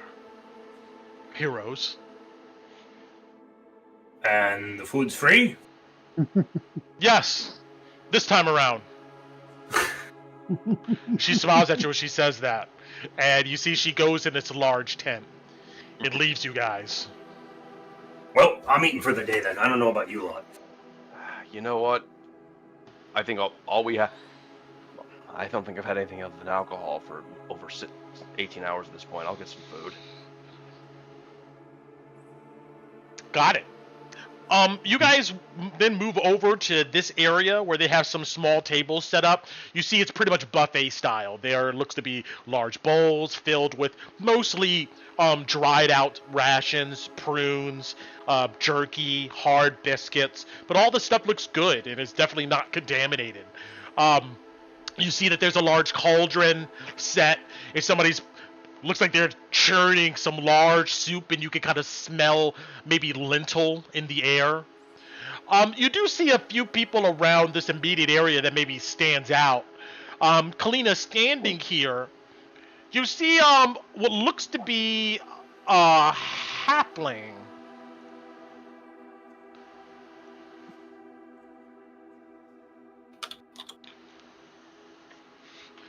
Let me get to her thing real quick, sorry. Here we go. Is she a halfling? Yeah. Oh, I'm sorry, a gnome. She's dressed up to the nines as like a flame keeper. And you note that she wears what looks to be a large ceremonial hat. She holds in her hand a huge tome that looks like some authoritative, quote-unquote, copy of the Song of Fire. She stands in front of this stage, looking at it, and the book is open. And you see that she also has a small, like, ledger with her that she's looking at the book, and then she's looking at the ledger. And yeah, she's just standing there. She looks like this here. Does she look familiar? No. Okay. I don't know if I'm going to leave my friends while they're eating, but I will just start paying extra close attention and maybe walk in that general direction as we go. Okay. Yeah, she's over here, and the party's moved kind of northward. So yeah, if you just kind of stick around this area, she's like right there. Yeah. I'm gonna stay kind of in between them, so not. Okay. Yeah, you can move yourself, or I can move you there. She looks at you, and she kind of gives you a nod and then a short smile. She says, "May the light be with you." And you see, yeah, that's what she does. Sitting on the stones here around the fire, you note another guy that is dressed down. He has a large beard. He has a lute in his hand, and you see that he seems to just be playing what looks to be hymns, but he has his own kind of a twist to it. There's a little bit more flair. But he just sits there playing. You know, some people come up and give him a nod, and he gives them a nod. Past this lady, this gnome, Kalina, on the other side of the stage here, you can see, could be a human, could be some other type of creature, but dressed in full-plated armor, standing about 6.5 feet tall. You see this guy just standing. Even in the weather, you see he has like a full headgear, just eyes. He just stands there looking around. Creepy. The rest of you, as you go north, over here, you can hear some groaning. It sounds like probably this is the infirmary. You can see that there's maybe some acolytes having carried, hand-carried cots. You can see on the cot there's an undressed knight with wounds. You can see maybe some scales of delirium on him, and he's being brought inside. But over in this direction, you see what looks to be, oddly enough, a goblin.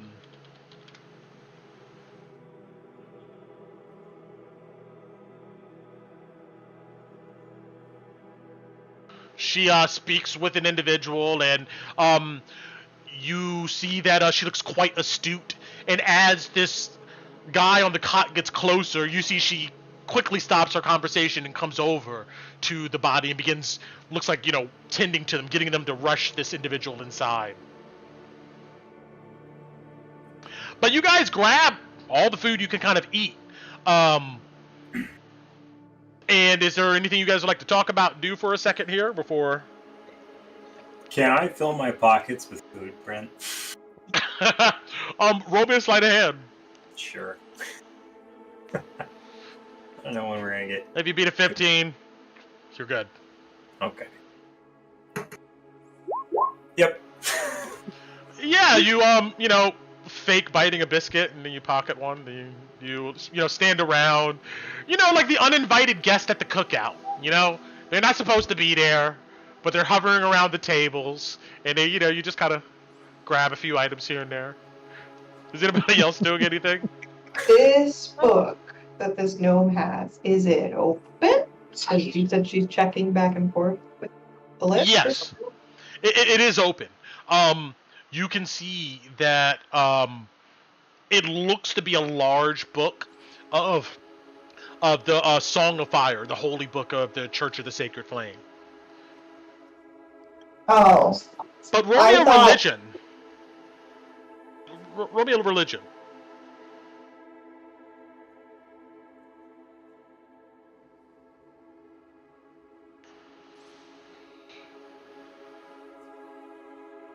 I rolled a 2. Or 3, because I have +1. That's right. You know a +1 about religion. Roll with advantage. I mean, you spend time, years, with at Michael's Gate. Roll with advantage. Let's see if it comes to mind. Okay, with an 11, I'll give you that. This looks like a ceremonial tome. It doesn't look like an average book that like a follower just keeps with them. You would know most knights keep a small book of hymns, of sayings from the Song of Fire, but this looks like an official copy. You'd said that she was looking back and forth between the crowd and it, so I thought there was maybe something important in it, and I wanted to be nosy and see what's in it. But if it's just a regular book, then... She has in her other hand what looks to be a ledger, or maybe the equivalency of like a clipboard. She's looking at the ledger, and she's looking at the book. Sorry. Okay, then the ledger is what I was trying to see if I could read anything from. Okay, well, I misunderstood. I thought that was in the book. No problem. I will need a perception check for that, though, as you kind of casually try to glance and see what she's looking at.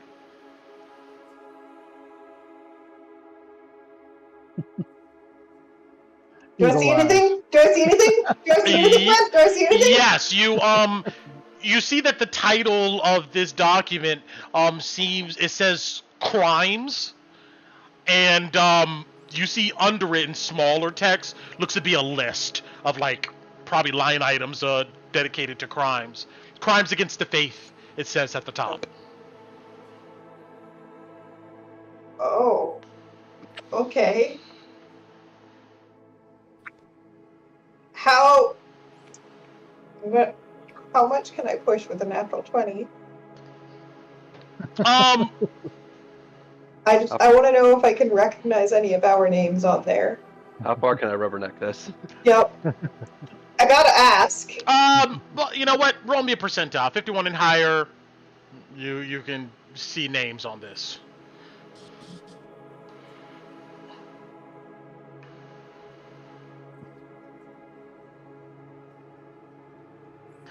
That's okay. You see the name. I had to ask. Yeah, that would be pretty messed up if I did lead you guys here to execute you. That would be hilarious. Yeah, right? I feel like you're not above that. I don't think he wants to end this game that quick.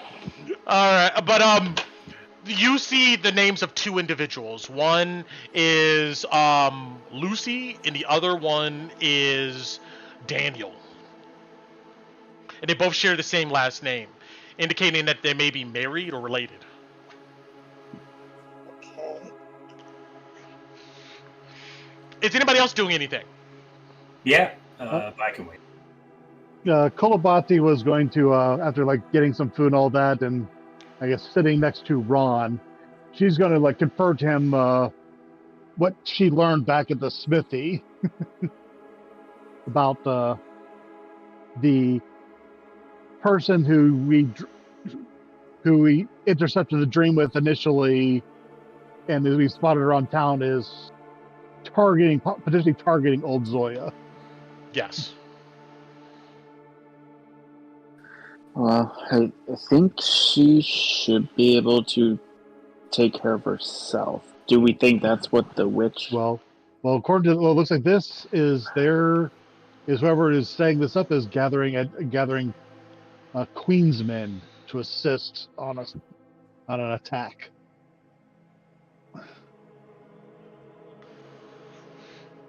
You show that flyer? Yeah. Okay, I'll go ahead and share that with you. If you look in your journal, Ron, in a second here, you should see that pop up. There we go. Should be called just Witch Flyer. Pretty self-explanatory.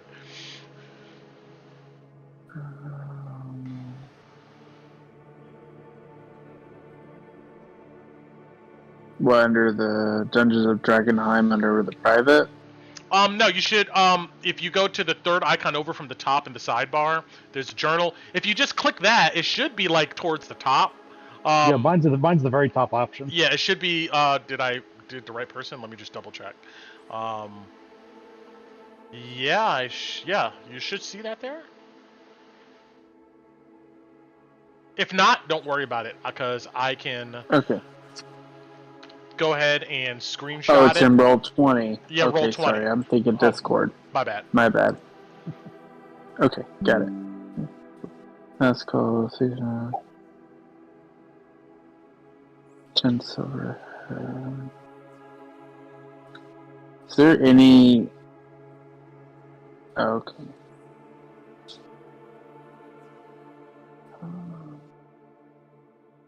Okay, so buckle down mode. Got it.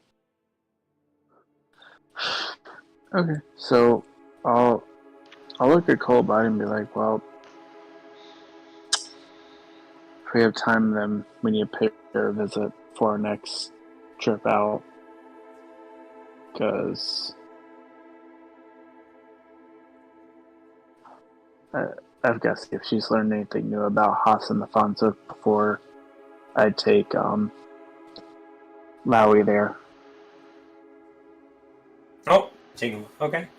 Wait, where are you taking me? Where are we going? You're not part of His this. ears. All right. Great. Good. You're fine. So, but no, thank you for bringing this to me. I don't know of any witches. I don't know, unfortunately, don't know much about here. So, Well, considering she's a follower of the old gods, they would definitely consider her a witch. Yeah, you guys would know common nomenclature. Like, the thing is right now at Emberwood in this general area, it appears like there is a lot of spellcasters and maybe powerful people or people with means, but that's only because there's a reason to coalesce here. Easy money with delirium. But across the realm at large, there isn't a lot of people running around casting spells. It's not like Faerun, where like there's just spellcasters are a dime a dozen. People would generally refer to spellcasters that aren't wearing academy stuff as kind of witches. If you're practicing magic and you don't look like an authoritative caster that's aligned with some institution, people just assume you're a hedge mage, a witch, especially if you're doing spooky stuff, by yourself in the woods. okay. So, yeah, I think we need to give her a heads up. I'll tell you, I'm really not becoming a fan of the Queen's Men. They're Yeah. starting to get on my nerves. To be fair, I think a lot of them aren't there to make friends, so that's counterintuitive. Yeah. I think they're about to have to start making soon as graves. They keep this up with us. Alice or Torin, you guys want to do anything before I move on to a moment? I'll say Torin at this point, because of where this is, he'd look around, just try to memorize. Fate, kind of like with the goblin, the knight, and individuals like those, just the faces that kind of stick out a little more from what seems like, I guess, the rank and file. Just he just kind of taking note of this of Camp Dawn and some of the stuff around it, and kind of committing it to memory. As you look around, you do note that there is towards the south here. And let me. I'll move this up.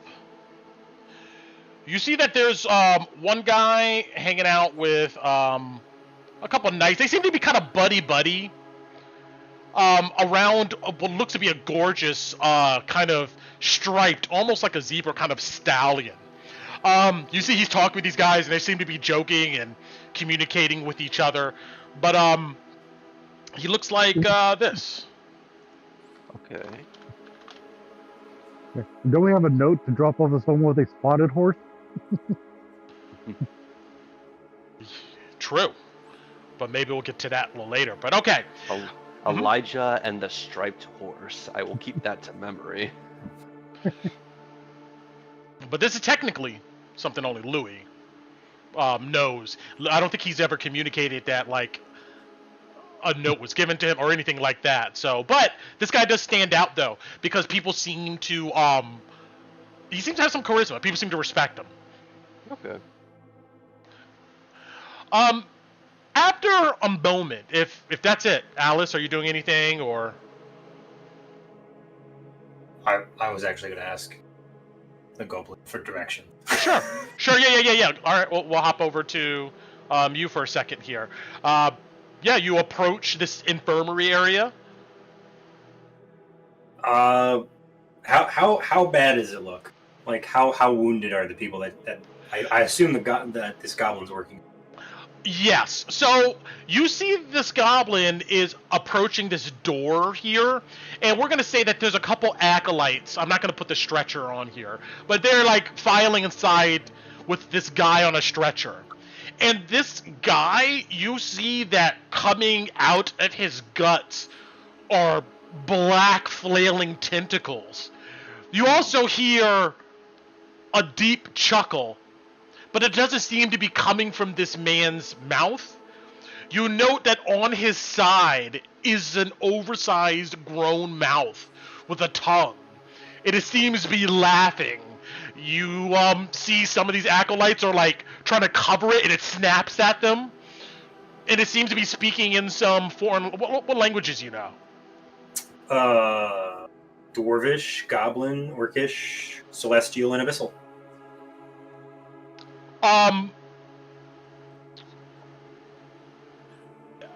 You think you hear some Abyssal. My eyes go up at that. But this guy's screaming in agony as these tentacles in his mouth is cackling, and then they bring him inside and he disappears. You see she looks after them, making sure these acolytes are doing what they're supposed to do. But she looks like she's about to go in probably in a minute here to handle that. But unless you do something. Excuse me, I say in Goblin to You see she swings around at that, surprised. You see this short goblin, kind of light ashen skin, spectacles, just like in the image I showed. She looks you up and down, and can I help you? I'm supposed to find a man with a spotted horse for Hannah. She fixed that problem that man that you just brought into your tent had. And I got a favor to do for her. Hannah, the Flamekeeper? In Goblin. Where are you from? What, you mean where my homeland is, or where I rest my head? Because right now I sleep outside of Emberwood. She kind of nods like, like of course. And she goes, where are you from? The Glitter Peak Mountains. I'm a Glitter Elm Dwarf. She goes. You see her ears kind of wiggle. She thinks for a moment, and, let's see. Thinking about, like, does she know the answer to your question? And... Hold on. Let me go look at the rumor. Did she tell me his name was Elijah? Yeah, she would have told you that, and kind of what he looked like. Okay. And, bald chap. I think his name is Elijah. Supposed to be somewhere around camp.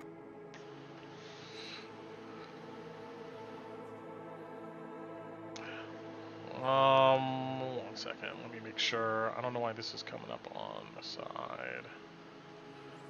Move it over here. There we go. Okay. Let's see. Well, oops, wrong one. Let's see. She goes... Elijah Root. He's always tending to his horse. Or his griffin. He's back over there. You see she points southward.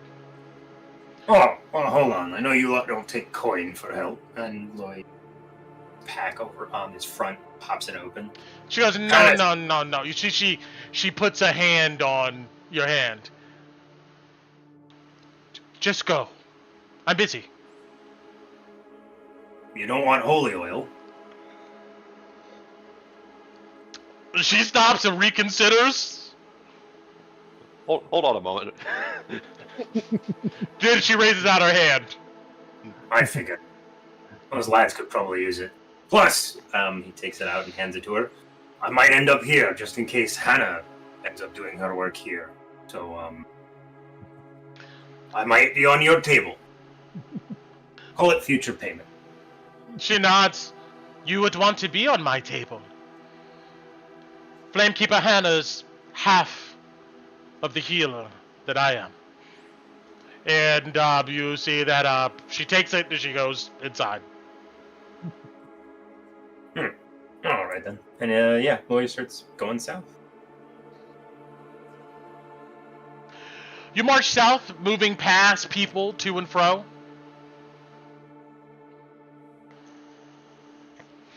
And you know, once again, sorry stream. I changed it already, but before I had my intermission message up for part of this, but it's whatever. All right, but you keep moving south.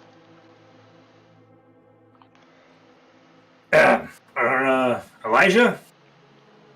Yeah, you come up to these guys and they're talking with each other. They seem to be laughing. You see they turn into a double take, and when you say this guy's name, he looks at you and goes, "It is I. Do I know you?" No, I got something for you from Flame Keeper or whatever. Hannah. Yeah. Goes to his pack.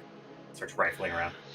You see one of his buddies kind of like slaps him on the shoulder and gives him a grin. You see he raises his eyebrow and he goes, "You seen her? How's she doing?" She fixed me up okay. He's still rifling through his pack. You hear one guy goes, "Hurry up with you. Come on now." Yeah. Hold on. Hold your damn horse. And I pull out the letter and I hand it over to Elijah. You see he grabs it and he looks at you. He goes, "You didn't read this." I'm not gonna lie to a lady that cured me, that I might need in the future. No. He nods. And you see he pushes his buddies away and you see he unfolds it. Then you see he looks at it. Then you see a huge grin creep over his face. And one of his buddies goes, "So what is it? What is it?" You see he folds it. And he goes, "I got a mission, boys." She asked you, didn't she? You see, you're gonna go, "Oh, she asked him. She's never gonna come to Camp Dawn, though." And the other buddy goes, "That means you're leaving?" And he goes, "I'll figure it out." Hey, he looks at you. What's your name? Lowy Goldbound, of the Goldbound clan, of the Glitterhelm Dwarves. Apparently, that goblin woman up by the medical tent was curious where I'm from.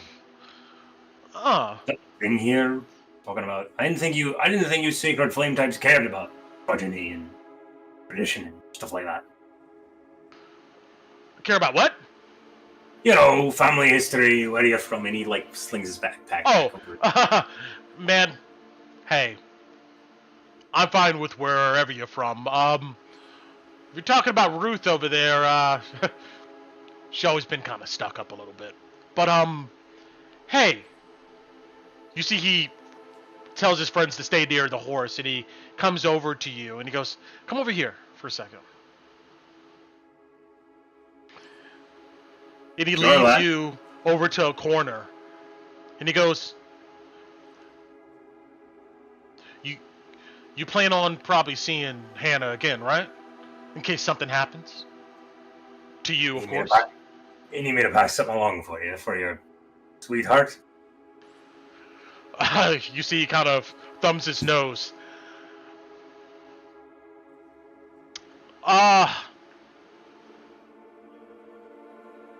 I know this is going to be a strange question, but Mm-hmm. I'm connecting the dots.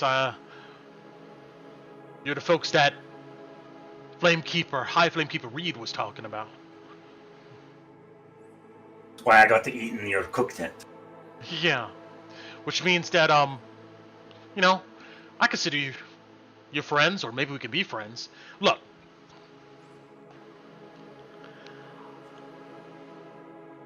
She wants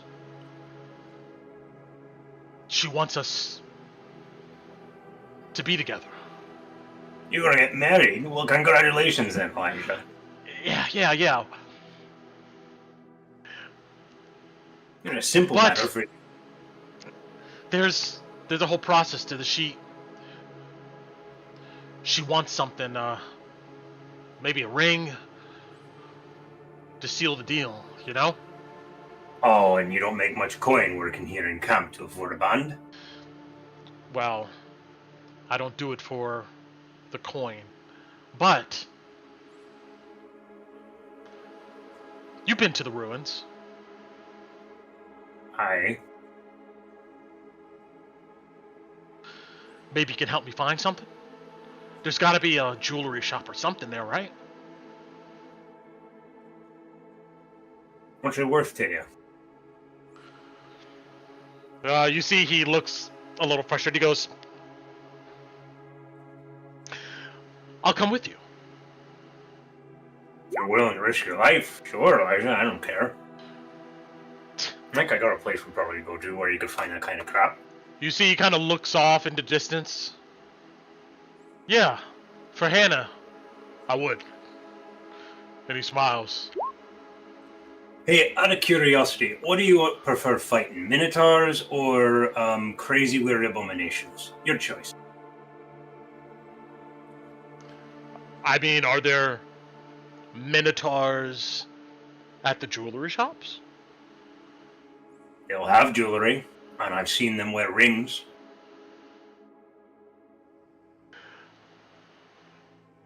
Well, I'm pretty sure we can avoid that, right? Because, you know what? Never mind. It's all No, Elijah. The other choice was College Gate. We're gonna head out there at some point, I think. Really? You know? Do Oh, you prefer that? yeah. As long as we find someplace. Hey. I put in some extra time. I think I can get some time off. You see he looks around.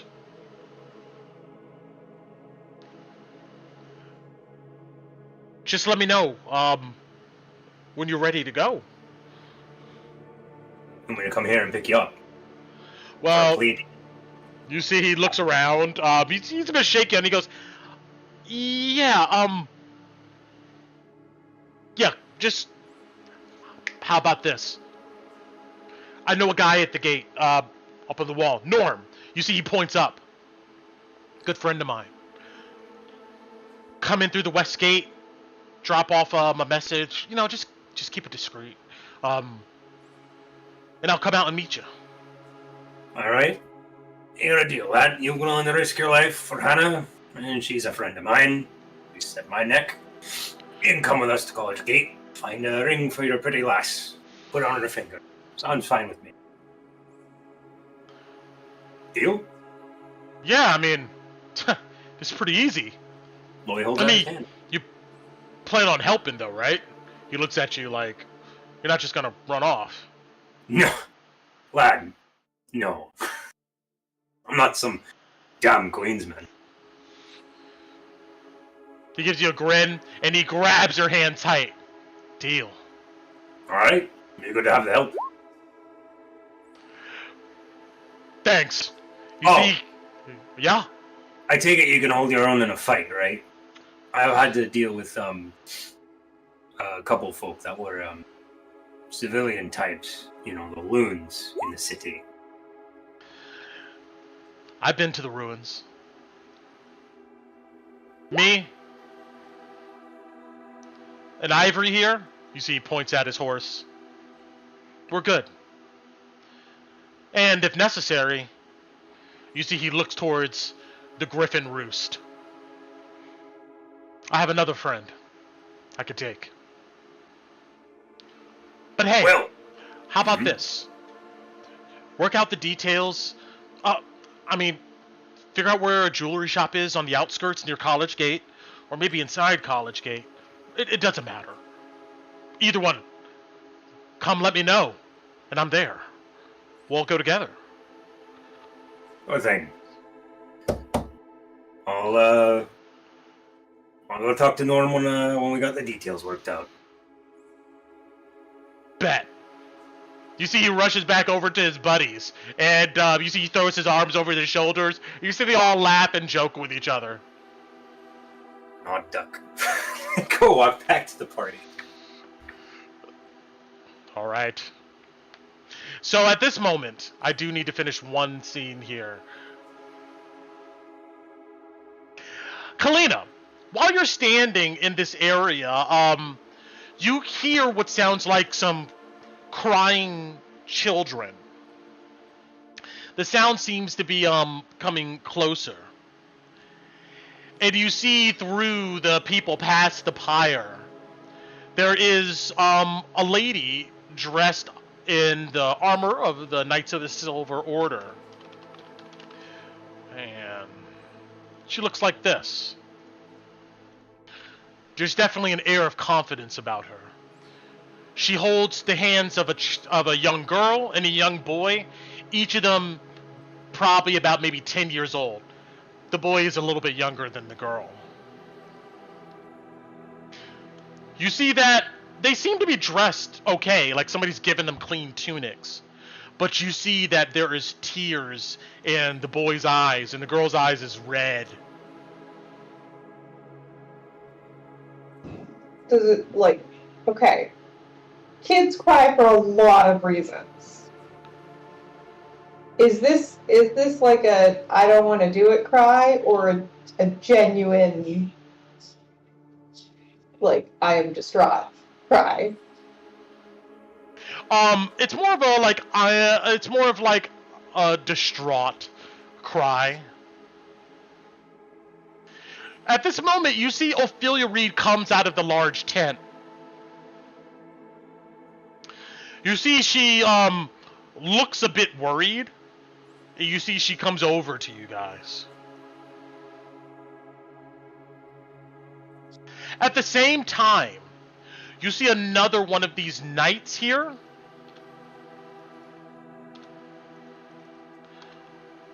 Come on, there we go. Two of them, which I'll go ahead and bring over in a second.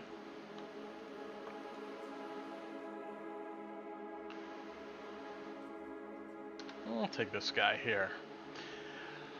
You see a man about maybe in his early 40s, a woman maybe slightly younger. They're gaunt, covered in just rags and filth. All of you who are standing outside, everybody sees this. You actually begin to see people move around, forming almost a circle around this large pyre. You see that these individuals are manacled. They look weak, like they couldn't fight back if they wanted to. And these knights bring them up to the stage and help them up. You see a defeated look in their eyes. There's no resistance, just acceptance. You see they unmanacle these two. Ophelia comes over to you guys, and you see that Kalina, Ophelia comes over to you and kind of grabs you by the shoulder and kind of turns you, tries to gently turn you around. And she looks at all of you. She goes, "Friends, I'm sorry we arrived here a bit late for this, but it is high noon. What did they do?" She looks at you and goes, and she whispers, around, I don't know if are all of you just going to stay where you're at? Unless we are immediately going to see the... I mean, Ophelia kind of like calls you guys over. But do you just stay where you're at? If you do, that's fine. I mean, I just Yeah, wanna know. yeah, yeah. I mean, I was originally going to head towards the kids, but if she's there, then I'm just going to ask her. Okay. Those of you who are close, she kind of whispers to you, they were bringing their children to certain death. To Drakkenheim. As part of the cult. A Then knight tried to stop them on the roads. They resisted. so they're sick and brainwashed and need help. You see, Ophelia looks at you with like almost a pained expression. The children will get the help. We'll be sure of it. At this moment, you Can I insight her? yeah, No, it's disadvantage, but Louis. not bad. Oh, you see that she seems to be earnest about communicating that the children will be fine.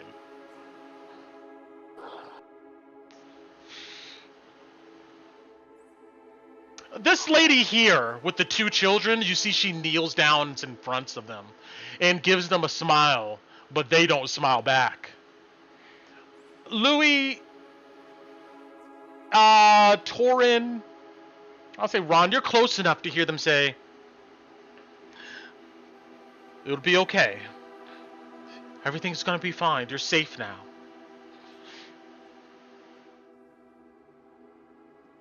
You see that she tries to comfort them. She goes,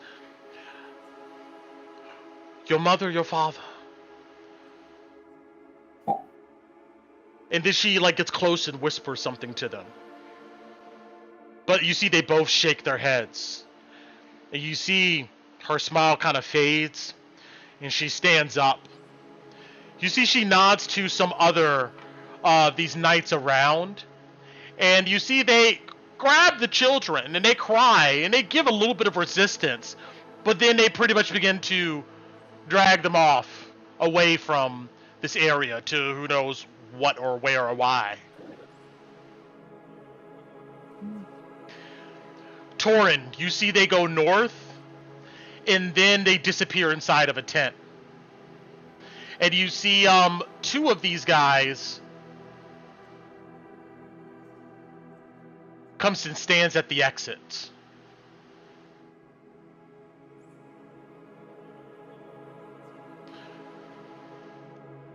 At this moment, you see that this lady and this guy, they are in the stocks. And Kalina, you're standing right next to this gnome here. She goes,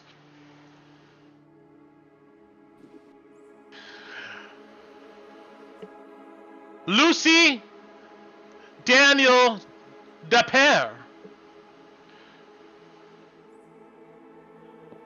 you have brought your children to Drakkenheim, a place awash in corruption, in poison, following a heretic and risking them. We found you on the roads here leading up to Emberwood.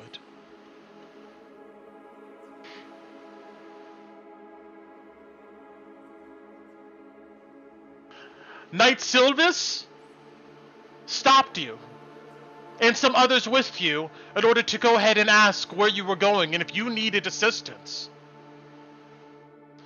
The others fled, except you and your children. Daniel, you've already confessed to being a mageborn.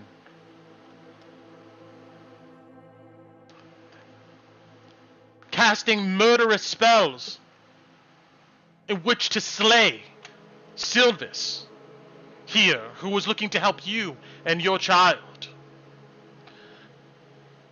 casting any type of dangerous or lethal arcana on a knight of the Silver Order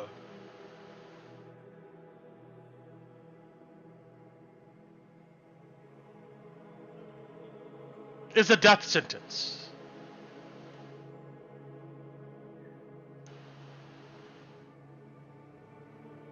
Your wife here, Lucy, also tried to apprehend Knight Silvis, stabbing him in his back.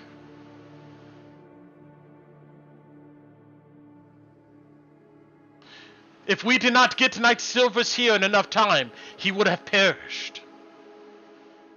And you would have collected your children and continued on to a city full of poison and corruption, following a heretic known as Lucretia Matthias. You have been given 72 hours to express your penance. You have remained silent. Is there anything you would like to say here and now?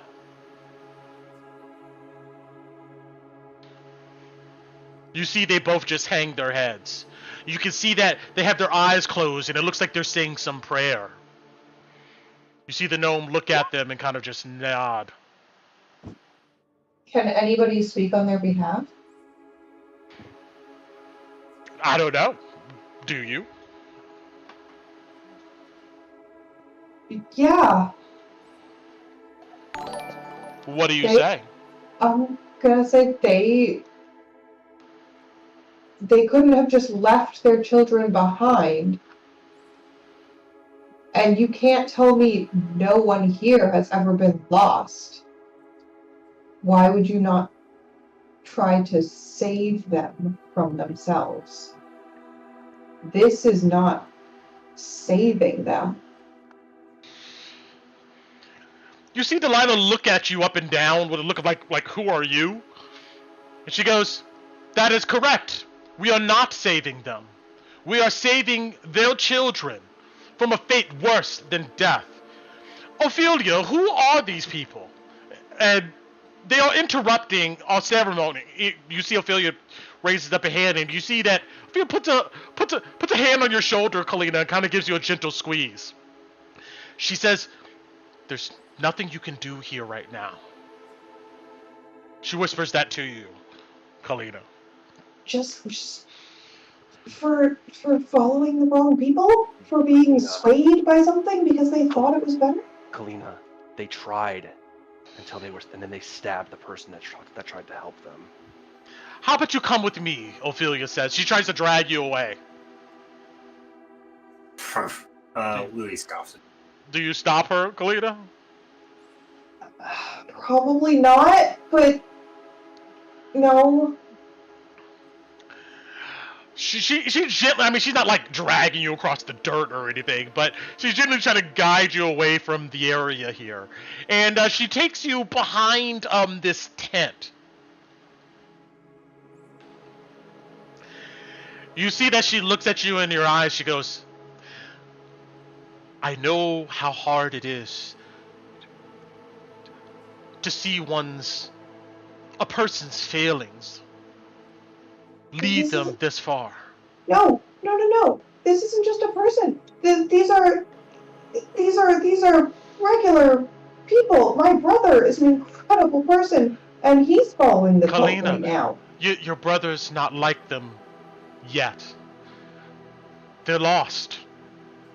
There's nothing we can do but save the children. The children will be okay. We will take them to an orphanage, probably in Southwest Amar.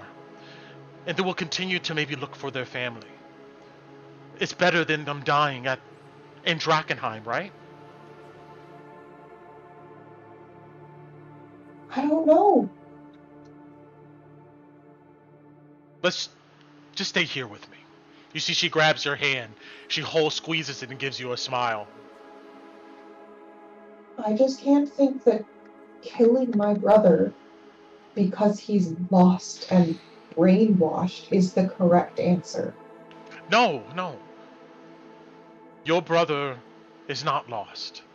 Not yet, at least I don't think. One How who will they would get away? bring their children to death. Those are the people who are lost. And leaving them behind to starve on their own would have been a better idea.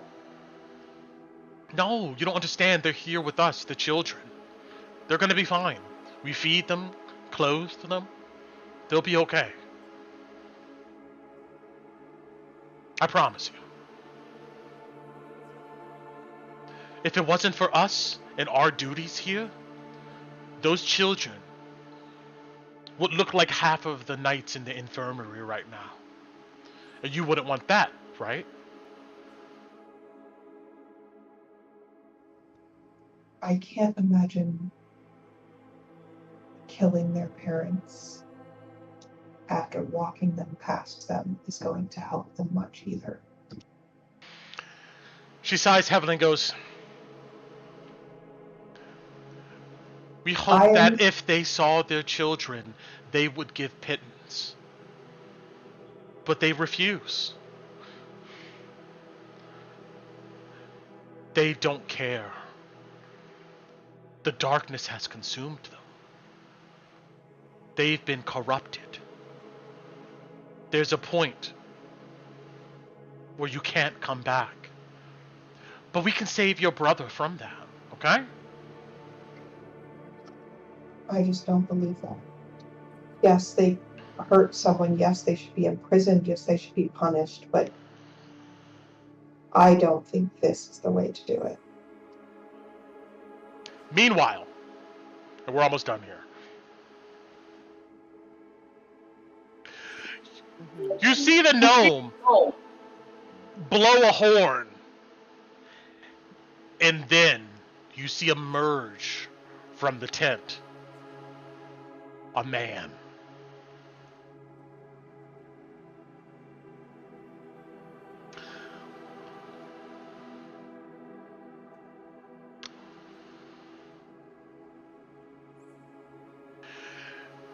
You see that he's dressed in gleaming plate. The fire of this large bonfire just illuminates it. It has gold trim. You see there's massive clasps in the upper shoulders that holds a brilliant royal blue cape. He's a man that's athletic in his prime. Tall, 6'3", bold sculpted features, bronze skin, unkempt sandy brown hair, unshaven stubble has grown into kind of a beard. You also know that there's a crisscross of scars across his face. A leather patch covers his right eye.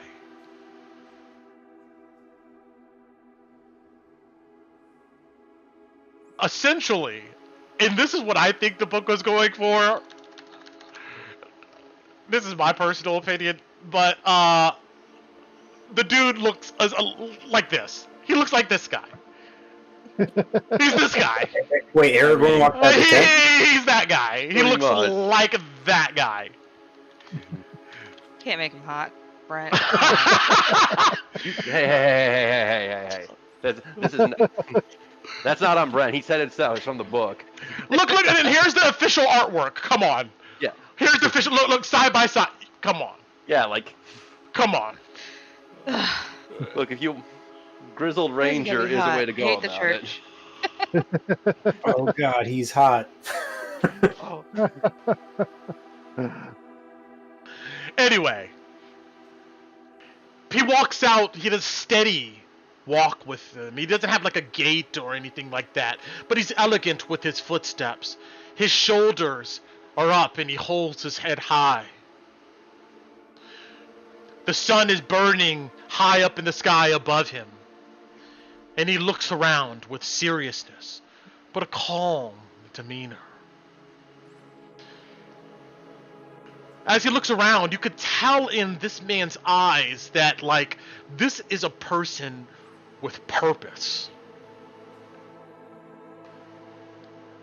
This is a person that has came to decisions about who they are and what the world is.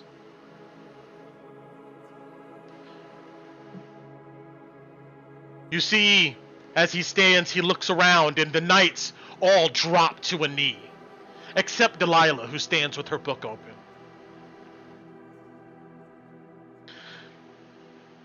You see his heavy boots hit the stage here. You can hear the woman begin to cry. He looks at them in the stocks. At his side is a long sword, black rubber hilt, but gold guards. He walks around them and stands in front of the fire, facing it.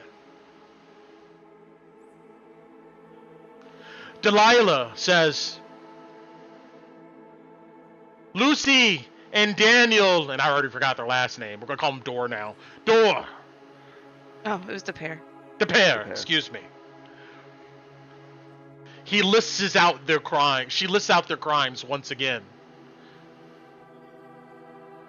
He stands, and then, after looking to the fire, he turns to them.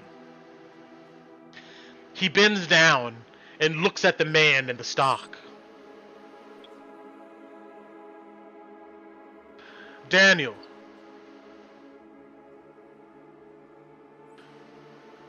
It doesn't have to be this way. You see that the guy does not even look at him. You see he then turns to the woman, Lucy.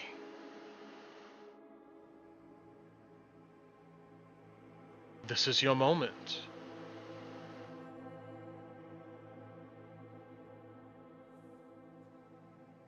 She says nothing.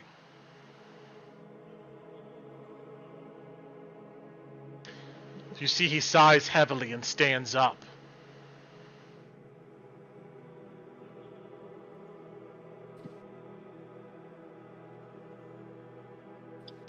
He then unsheaths his blade, and it has to be magical. You hear a resonating noise echo out across the camp. And you see what looks to be a gold-plated sword.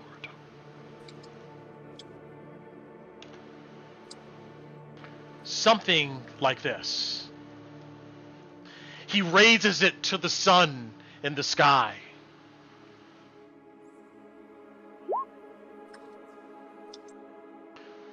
He then looks down at the lady and at the man. May you find the light that you have lost in the Shadowlands. Then you could hear like this just harmonic sound from this blade. In one swoop, he slices down onto the man. The head rolls off of the body. As you imagine, blood spills everywhere. And then, just as quick, he turns and does the same to the female. The heads roll off into buckets below. You note that the blood just slides off of the sword. He sheaths the blade. And he looks out across the camp. Rise, he says, and all of these knights in unison stand. He then looks over towards all of you. You see a small smile creeps on his face. And Theodore, gives you a nod. And that's where we'll end.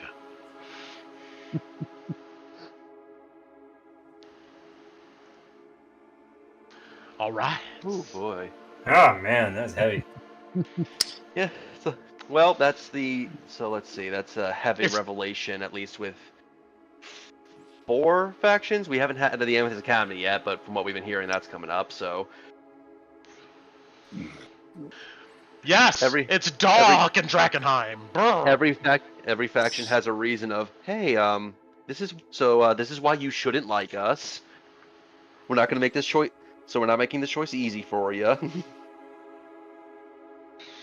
True. Brent, you've been playing too much Strahd. You're coming up with, yeah. This is supposed to be a do that. Okay, gothic horror. Yeah, he didn't do that. He didn't do that. We were able to save him. Well, save the people. But yes. But that's it. All right. We out stream. I'm cutting the stream. Deuces. Thanks for